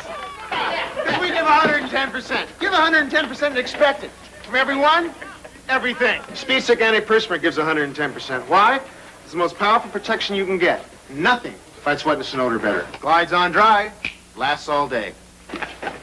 That's 110% protection. Speed Stick Antiperspirant, the wide stick. That's your edge. Fine men. Excuse me. Can I help you? I'm not sure. I'm looking for the perfect TV. A 27-inch with black matrix, 110-degree angle of deflection, computer-accurate digital access tuning, 178 channels, built-in stereo decoder, and it's got to have infrared remote control that runs the TV, cable, and VCR, even if they're different brands. You know what I mean? I know exactly what you mean. You want a Magnavox. The perfect picture, the perfect remote. Nobody puts it together like Magnavox. In today's world, a luxury car owes you more than just luxury. Today's Chrysler New Yorker gives you advanced front-wheel drive confidence, performance engineering, and is the only American luxury car with the impressive thrust of turbo power and the Chrysler Protection Plan. Today's New Yorker, even though you're in the lap of luxury, you're still in the driver's seat. Chrysler, driving to be the best. America's favorite pastime returns to NBC as the nation's top rollers battle it out for Bowler of the Year honors. Join Jay Randolph and Hall of Famer Earl Anthony for the PBA Fall Tour next Saturday on NBC.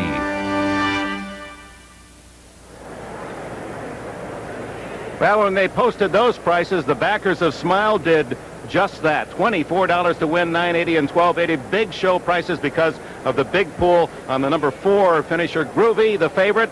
And someone not smiling with that result is with Tom Hammond. That more person not smiling, of course, is Jose Santos, who was aboard Groovy, the 2-5 favorite who finished 4th. Jose, everyone was shocked when Groovy never even made the lead. What happened? Well, I'm very disappointed for this call, you know. And I'm pushing hard in the first part, and he not go, and, you know, the field is very fast, and he's no good horse come from behind. Did you know right out of the gate that he didn't have it today when he didn't go to the front? When I hit in the shoulder a couple times, he don't go in and say, oh, forget about. Is there any reason why you think he didn't fire today? Well, you know, I don't know what happened. The horse walking gray. I don't know what happened. All right. Jose Santos, who rode Groovy today. Let's go to Sharon Smith with Angel Cordero. Well, Angel was aboard the second-place horse. This filly ran a terrific race. Got herself a nice paycheck, too. She did. She ran a big race. Smile ran a big race today, probably the biggest race of his life. And this filly probably ran her biggest race of her life, too. She ran real game. Do you think you played a part in Groovy being beaten by going out there so quickly? Well, she's not a fast filly. She's very fast. And even so that Groovy's only giving him 1 pound, she was able to outbroke him and to outrun him with no problem. I wasn't even sending him, and she outrun him pretty good. The other horse was game. I could not clear him to drop in, and he got the rail, and he outrun me the last part. One thing good about the Breeders' Cup is that second place is worth a lot of money as well. Let's go to Jay and Harvey now. Well, and it's a happy bunch here, of course. Jacinto Vasquez, the man from Panama, and this horse on the lead and really dug in here today. Well, he broke very well. I lay in third or second, third for a while. Then I'm going in the turns. I move up right inside the other horse in the lead because it was time to hold my ground. We've got an isolated replay of Smile, number 1, the Francis A. Jeter stable, and you are in very good shape here. Yes, so I have enough horse just to get inside him, Cordero outside of me, and he was running very easy at that time. Were you surprised that Groovy wasn't on top? Well, he's been working fast, and but I've never been scared of Groovy. All right. Maybe you're right, because in all honesty, your horse is the only one, Scotty Schulhofer, the trainer, that was fast enough to beat Groovy. Maybe not out-sprint him. Were you a little shocked when the filly beat Groovy for the top? No, I kind of figured they'd be trying to take the lead off of Groovy, and like we talked, that if he could be close enough, he might cut the corner and keep coming. This has always been a good horse. In fact, a super horse. Is it sound? Because his races are a little spacey. Well, as a 2-year-old, he had chips in his knees, both knees. They were operated on. He's basically fairly sound. He has some foot problems, but other than that, he does you know, he stays pretty sound. Scotty, you had a lot of pressure on you today because your owners wanted to go in the mile, frankly, and you said, let's sprint. Well, not exactly. We kind of talked it over together, and we came to the right decision, I think. You sure did. Congratulations all around to Smile. Don't forget to tell me he's a Florida bred. Florida bred comes Mr. Nehru. There's also one for New York, Vasquez and Schulhofer. Oh, that's wonderful. And Mr. Bentley Smith is here representing the owner. Congratulations to all your connections. Thank you. It was a great victory here, and Dick, back up to you. Yeah, the Smile's as bright as the weather in Southern California. Next up, the Breeders' Cup Mile on the grass. Last year won by the gray Cozine, beating Al Mamoon. Al Mamoon, second in the current wagering, is coming up at a second chance today. Al Mamoon. A trackside moment from First Jersey Securities. Early racetracks were meandering trails from one point to another. Today's tracks are neat ovals with carefully prepared surfaces, accommodations for fans and racing personnel, and vast areas for stabling and training of horses. Santa Anita, Belmont, Saratoga, the Meadowlands, and Garden State Park are just a few of today's great thoroughbred tracks. This trackside moment is brought to you by First Jersey Securities, the nationwide investment firm. Come grow with us. Why you bothering me, boy? Are you crazy? I'm a chicken hawk and you're a chicken. Are you coming quietly or do I have to muss you up? You're going at it all wrong, son. You gotta go to Kentucky Fried Chicken if you want to catch America's favorite chicken. It's a great place to get a great meal. No one makes tender, juicy chicken like the Colonel. It's finger-licking good. Here, son, let me give you a lift. We do chicken right. Excuse me, what would you say if you could make more out-of-state calls for the same amount of money? Even during business hours? Well... Trained specialists, there when you need them. What if the company offering you all this was AT&T? That's a horse of a different color. The new AT&T Pro America plan. 10% off for just $15 a month. And AT&T. Call 1-800-222-0400. AT&T, the right choice. The third running of the Breeders' Cup is brought to you by Michelob. So exceptionally smooth, the night belongs to Michelob. By AT&T, the right choice. By Kellogg's Corn Flakes. And by Colt, built by Mitsubishi in Japan. Colt, it's all the Japanese you need to know.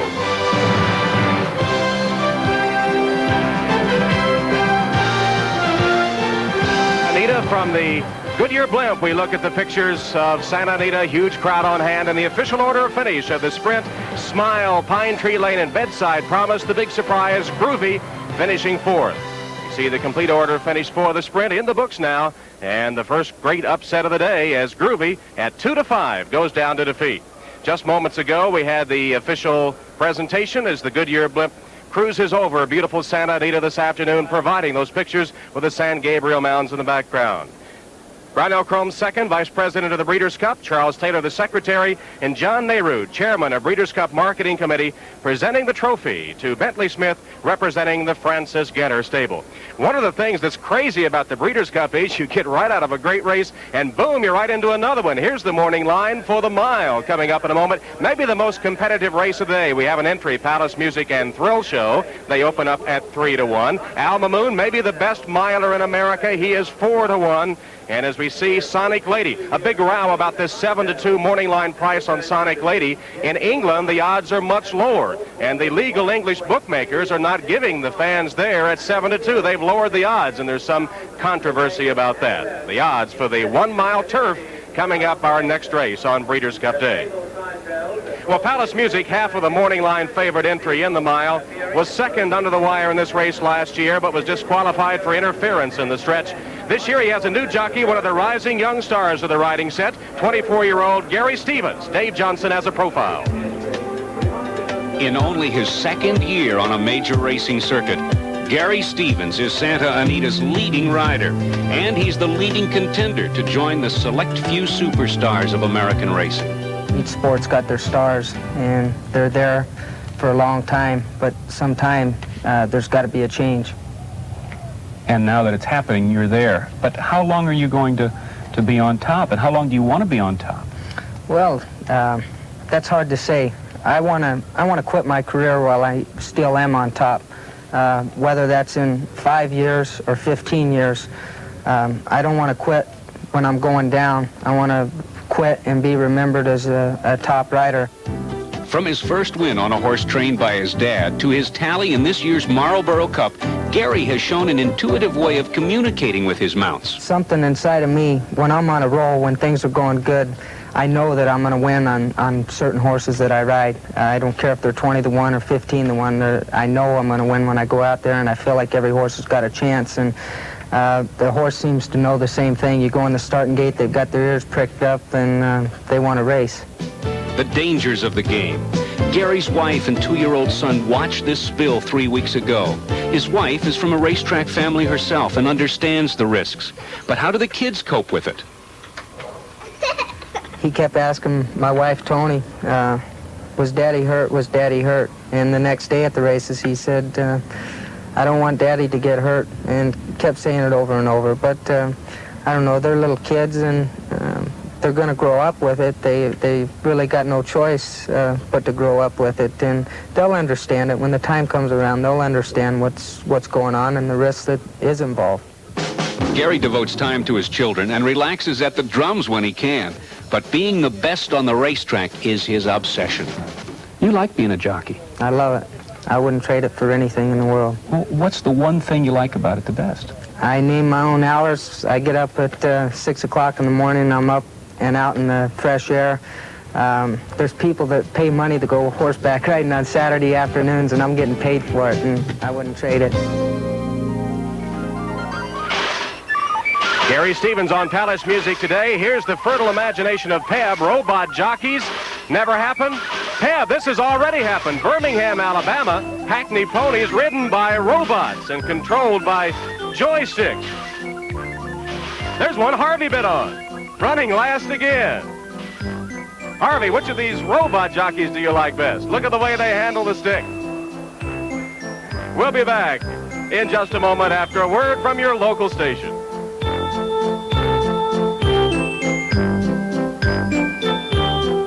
Jacqueline Smith, Ken Howard, Angela Lansbury, and Michael Nouri are caught in a deadly game of deception. You're in bed with the devil. Enjoy. From the glamour of New York and the spectacle of Rome to the power brokers of Washington. We're being blackmailed. Passion and power explode in the all-new Rage of Angels. The story continues Sunday. America loves the movies. A lot of people will like it. And nobody brings the movies home to you like Siskel and Ebert. And the movies. I can hardly wait. This week, Gene and Roger's reviews include... If might is right. Jeremy Irons. Love has no place in the world. And Robert De Niro in The Mission. And the cross-country adventure, Something Wild, on the next Siskel and Ebert and the Movies. Saturday at 5 on 36. Hi, I'm Elaine Joyce, host of the all-new dating game. You know, the single scene is wilder than ever, and have we got the show to prove it? You'll meet some of today's most beautiful women asking some pretty outrageous questions, and some great-looking bachelors with even more outrageous answers. Then there's that magical moment where the boy meets girl, and they find out about their fabulous dream date. The all-new dating game is more fun and exciting than ever, so don't forget to watch right here on the all-new dating game. Weekdays at 3 on Channel 36.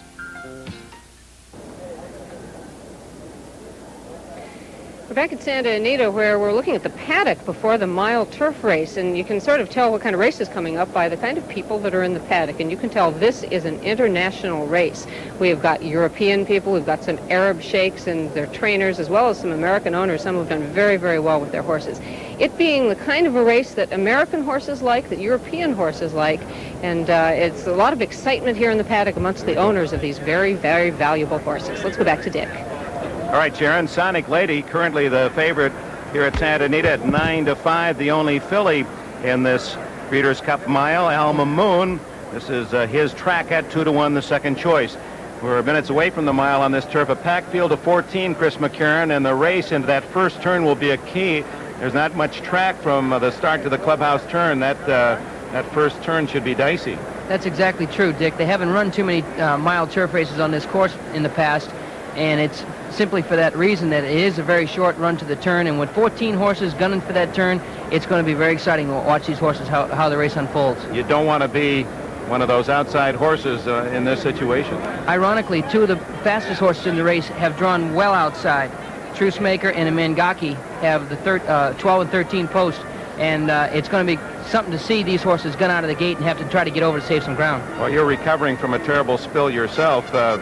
You can't be too delighted at the challenge that faces these 14 jocks in this race. Yeah, that's true. I'm a little disappointed about it, but I'm certainly happy to be where I am right now. Yeah, they leave the ring, make that trip here at beautiful Santa Anita through the hedges and to the tunnel and eventually onto the track. And anticipation grows as 14 challenge the mile distance on the turf. The turf course here at Santa Anita is 9/10 of a mile, so they'll just start a 1/10 of a mile off the finish line around once. And here they are. And it's the first lawn party of the afternoon at Santa Anita. We have an entry and we have a mutual field. Here's number 1, Palace Music, who has to take the worst of it tactically. If he stays on the rail, will Gary Stevens be able to get through? That's $1 million question. Last year, he finished second in this race, but was disqualified and placed 9th. A serious contender who is coupled in the wagering with number 1A, Thrill Show, who also drew badly, post 14 on the extreme outside. That almost eliminates this 3-year-old that Cash Asmussen will handle.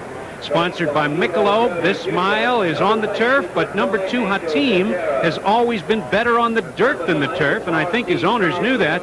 They just couldn't beat the likes of Precisionist and Turkoman in the Classic, so they opted for this 8 furlongs. On the side, Eddie Delahousie is the pilot. Glow is number 3, a top stallion prospect who's going to be going to Europe. Probably will get one of the minor money awards, but today they're not too minor.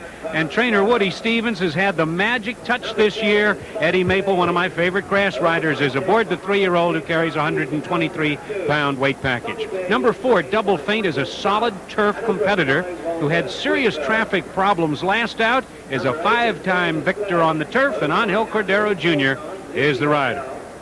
Number 5, Last Tycoon, the best sprinter in Europe, trying to stretch out his speed, Yves Saint-Martin, 15-time French jockey champion who took the Breeders' Cup turf with Lashkari in 84 rides.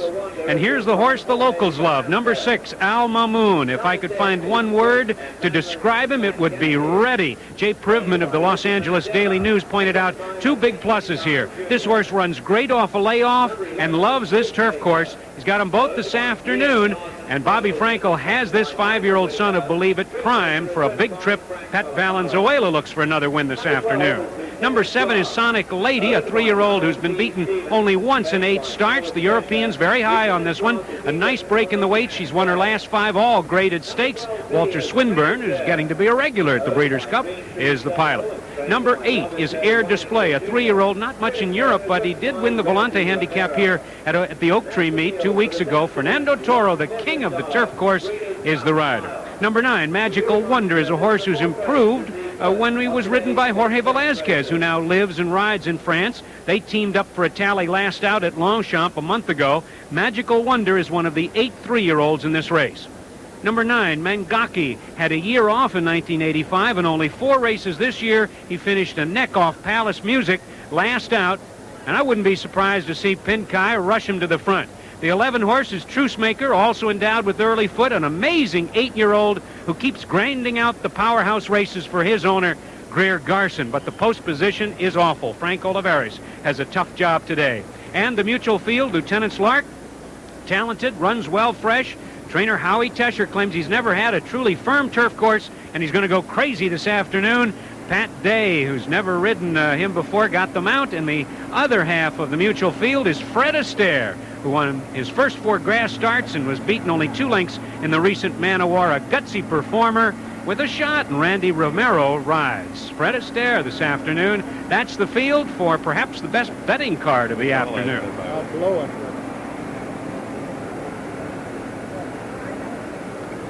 Sonic Lady from Europe, and they say the best miler in the world is the claim. We'll soon find out.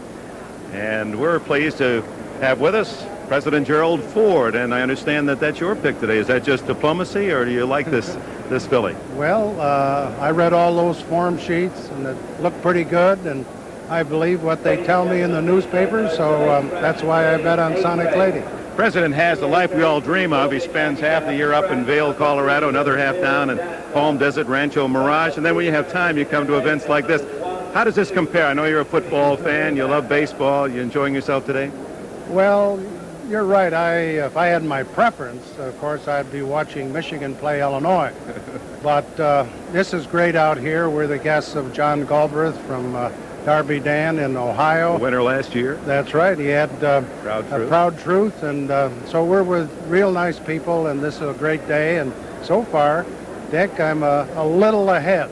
You better not stay close to me. You'll go into a big slump. Thank you, President Ford, for being with us. Nice to be with you, Dick. Enjoy yourself. Thank you. Let's go down to Jay and Harvey. All right, Dick, first time I've seen President Ford without a golf club in a long time, Harvey. That's true. Things are going very bad. I just received notice from the Credit General of the United States. You mean the Surgeon General? No, I mean the Credit General. He would like us to write something across my forehead. He claims there's plenty of room. He wants it to say, following this man could be dangerous to your wealth. Well, you've had a little struggle up to now, no question about it. We'll talk a little more about it later. Well, another longtime fan of equine beauty is Fred Astaire. And his namesake wears number 12 on the track now, and you can bet on his wager. Families with extra hefty garbage need more than a wimpy bag. They need Steel Sack from Hefty. Hefty, hefty, hefty. Wimpy, wimpy, wimpy. Steel Sack, forged extra strong to make it the bag that works like a can. Hefty, hefty, hefty. Wimpy, wimpy, wimpy. If your family makes extra hefty garbage, don't send a wimpy bag to do a hefty job. Steel Sack, now you can get it with a drawstring. Plymouth Voyager shows you why the pride is back. This is the place, the promised land. This is the place where you'll make your stand. Spacious Plymouth Voyager, still way ahead of the competition. Versatile Plymouth Voyager, the only one with front-wheel drive, car-like handling, and a 5-year or 50,000-mile protection plan. Of course the pride is back. The pride is back, born in America. Again.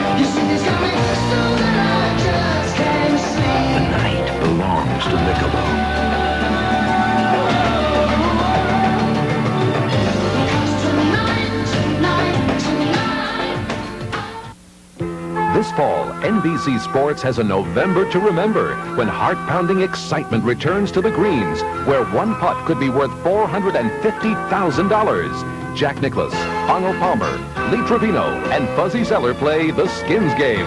It's a November to remember on NBC.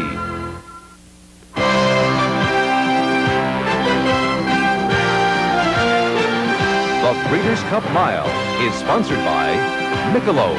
So exceptionally smooth, the night belongs to Michelob. For only the 4th time, they'll run a mile on the turf here at Santa Anita. As we mentioned, a very short time before one gets into that first turn. They'll start in front of the grandstand. You can see with 14 horses competing one time around, ability to be in the lead or close to it going to that clubhouse turn will be crucial. A premium on riding skill, because if you can't go around, you must find a way through if you're off the pace. 1 filly and 13 others. The Breeders' Cup Mile on the turf course for 3-year-olds and up. Here's Glow, the only horse that Hall of Famer Woody Stevens saddles today. This 3-year-old by Northern Dancer, winning the Maryland Turf Classic in easy fashion at Laurel back on October the 18th. Another Hall of Fame trainer, Charlie Whittingham, as Palace Music, the 5-year-old by the Minstrel. A champion in Europe, nearly as good over here. This is the Colonel Kester, early last month. Same course, same distance, and Palace Music's the winner. And Palace Music loves Santa Anita, as does Al Mamoon, the 5-year-old, winner of 4 of 6 this year. Here winning the Eddie Reed Handicap at Del Mar back in August. The 1 1/8, the 3-length victory over Zoffany. Al Mamoon, a European improved by the Californian sun. Now Sonic Lady, she's won 7 from 8 in Europe. And Thrill Show, he's won 3 from 4. His only defeat by Sonic Lady at Longchamp in the Prix du Moulin. Sonic Lady on the outside, Thrill Show on the rail. Coming through in the red hat is Magical Wonder, another runner today. But Sonic Lady had this one a long way out, and I think she'll win again today.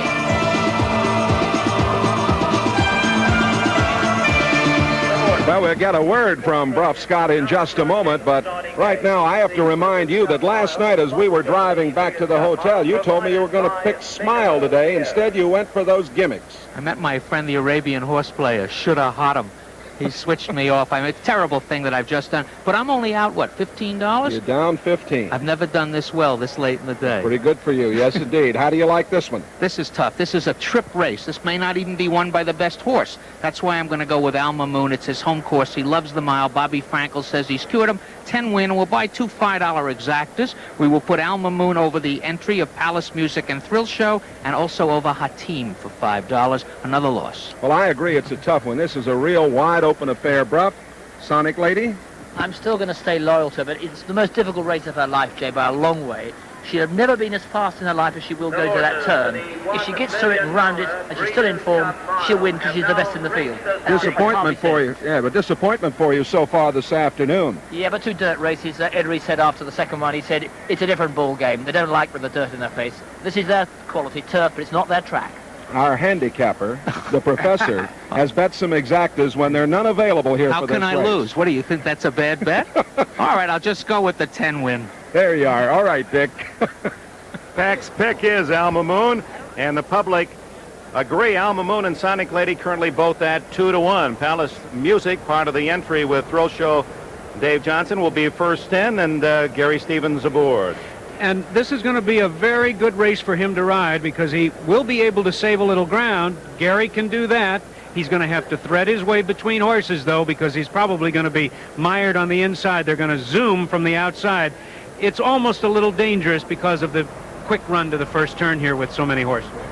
Past history, 2 years ago, this race won by a filly, Royal Heroine, a 4-year-old filly, and last year by the gray Cozine. Other than Al Mamoon and Sonic Lady, the wagerers having difficulty picking someone that is not in double figures except for the entry. Palace Music and Thrill Show now at 7-2. Al Mamoon has certainly had his physical problems, but Bobby Frankel said that he's got them all cured. Better come back than Lucille Ball this year. Al Mamoon. Yeah, there'll be some heart wagers on Fred Astaire. You can be certain of that.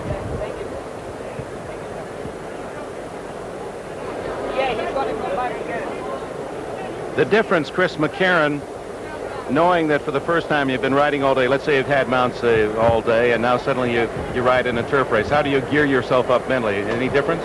There's not too much difference riding on the turf than the main track. In a race like this, though, a lot of these horses are used to going much further, and this is going to be like an exaggerated sprint, so the start is vital. To Tom Durkin upstairs. And the final horse is moving into line. Mangaki breaks from post position number 12. We should see some early speed from him along with Trucemaker. Lots of speed from the outside. And farthest out, post position number 14 will be Thrill Show. He really took Sonic Lady to the mat last time they met.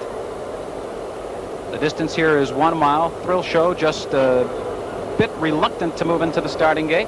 Cash Asmussen aboard. They're in the gate.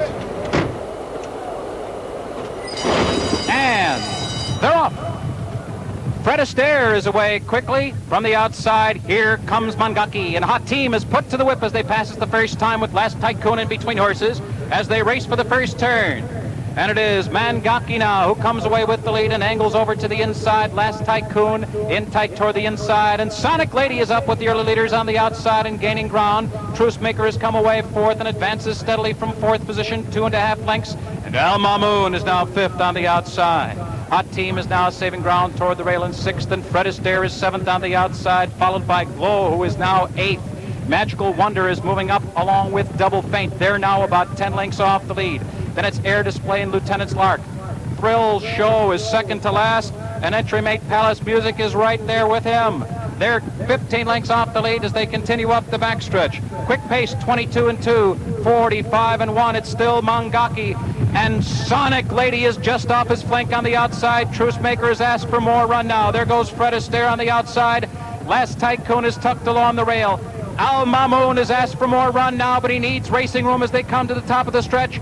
Magical Wonder, he's only 5 lengths off the lead. Double Faint is swinging out for racing room as the field turns for home. Sonic Lady turns it on and takes the lead. Here comes Fred Astaire. Last Tycoon is charging through in between horses. Sonic Lady and Last Tycoon. Now it's Last Tycoon who takes the lead as they come to the finish, and here comes Palace Music putting in a late run. Last Tycoon all out. Palace Music surging as they hit the wire, and Last Tycoon holds on to.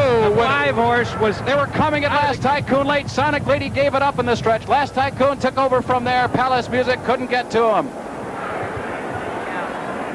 Last Tycoon, the 3-year-old colt ridden by Yves Saint Martin, owned by R.C. Strauss, surprisingly at 5th.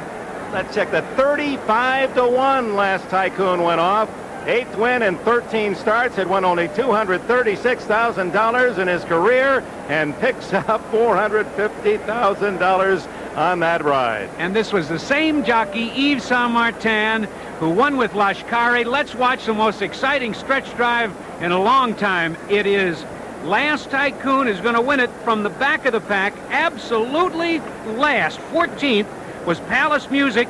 Watch him in the red, white, and blue colors. Gary Stevens threads his way between horses. Here comes Martin on Last Tycoon, high in the saddle, romping out now to take the victory. But Gary Stevens is going to run out of real estate as he closes very stoutly. Fred Astaire hanging gamely, but it's the 5-horse Last Tycoon. Let's watch the photo finish of the NBC camera. And the 5-horse on the inside in the green and white, Last Tycoon, holds on and wins it by a head. Maybe this was decided by post-position draw. And in another tight one, it looks like Fred Astaire on the inside, just by a nostril over Double Faint on the outside. But, of course, that's unofficial. A big race. Last Tycoon. Last Tycoon was considered by many the finest sprinter in Europe, but in a mile, the answer is yes. And for the second time, an Irish bred has won a Breeders' Cup $1 million race. Last Tycoon in the mile today. Long ago on the frontier, homeowners insurance meant knowing the cavalry was close at hand. That kind of protection was hard to beat. It still is. Today, Kemper provides insurance to homeowners, condo owners, and renters with a wide range of money-saving discounts. And you can count on professional service from the independent agents who represent the Kemper Cavalry. To protect your homestead, compare Kemper. You'll ride with us. Brill Cream, a little dollop will do ya. Dab. Not this. New Brill Cream Mousse. A little dollop gives my hair soft, natural control all day. New Brill Cream Men's Grooming Mousse. Cream, a little dollop will do ya. Huh, you're wearing this because of your new secretary. Me? I'm wearing ice blue aqua velvet because the icy cool formula makes my face feel great. But that scent, it's sinful. There's something about an ice blue aqua velvet, man. I am losing control. I have a TV remote, a cable remote, a VCR remote. Doesn't anybody make a TV with one remote control for everything? Sure. Magnavox. This one comes with the universal remote. It controls the Magnavox TV and just about every brand of wireless, VCR, and cable. A Magnavox controls Sony. And Zenith, and RCA, and Panasonic, and... I'll take the Magnavox, and you can take these. The universal remote. It's 3 controls in one. Nobody puts it together like Magnavox.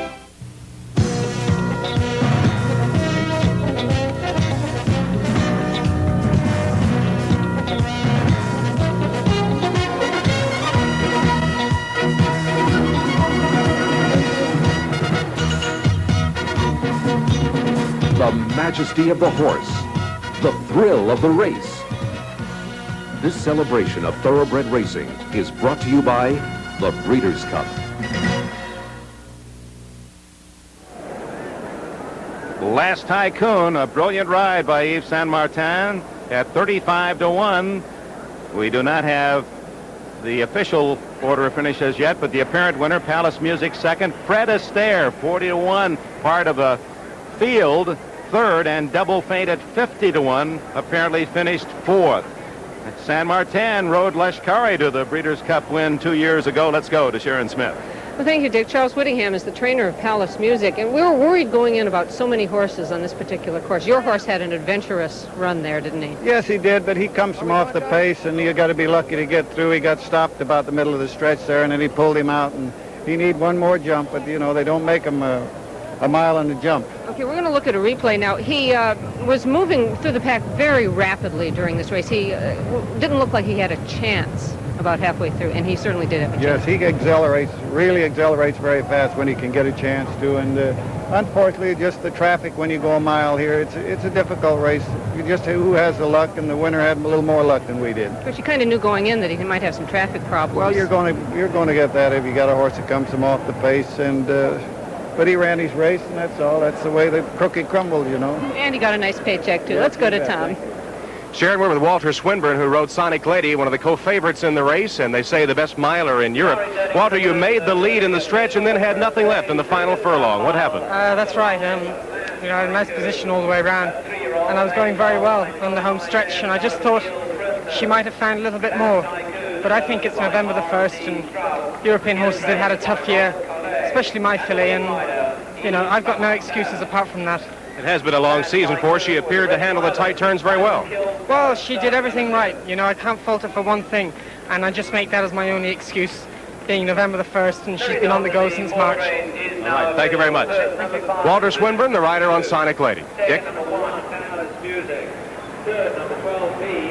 Some delightful numbers on the board for the backers of Last Tycoon. 73.80 to win, 30.60 to place, 14.60 to show. Palace Music just a stride shy, 4.80 to place and 3.60. And Fred Astaire, not a bad gamble for the show better at 10.80. And coming up, last year, 3 newly born Kentucky foals. Today, a look a year later. Is this one of them Japanese imports? Hi, Colt Premier. Mitsubishi-built Colt Premier. It's fun to drive. Oh, Tamashina. Has the boost of optional turbo. Sugoi turbo da. It's luxurious. And imported only for Chrysler, Plymouth, and Dodge dealers. Colt. Sayonara. It's all the Japanese you need to know. Is that Japanese? It's Tokyo in Japan. Huh? Why are you in and out of bed? Hating your cold? Wondering how many sneezes you've sneezed? Looking for something to do until you can rest? Trying to be brave? Wishing you had a nickel for every cough? Spending the night with your cold, waiting for relief that never comes? Why? When there's NyQuil, the nighttime sniffling, sneezing, coughing, aching, stuffy head, fever, so you can rest medicine. From Vicks, of course. At this very moment, throughout the world, horses from the Keeneland sales in Lexington, Kentucky, horses such as John Henry, Spectacular Bid, Alleged, The Minstrel, and Sharif Dancer are winning the classic races, making racing history. And it all begins here at the Keeneland sales in Lexington, Kentucky, source of the classic horse.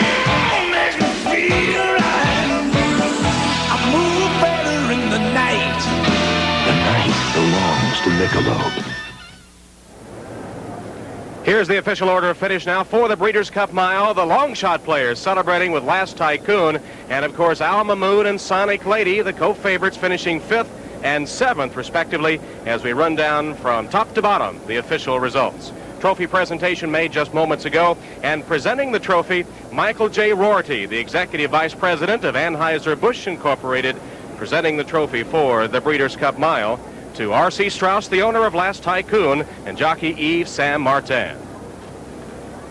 Well, earlier in the program, we were in Fair Hill, Maryland to see the first Breeders' Cup steeplechase, the $250,000 purse. And, of course, the race run a little while ago. But let's go back now to Don Cricky to get the official results of the steeplechase. Don?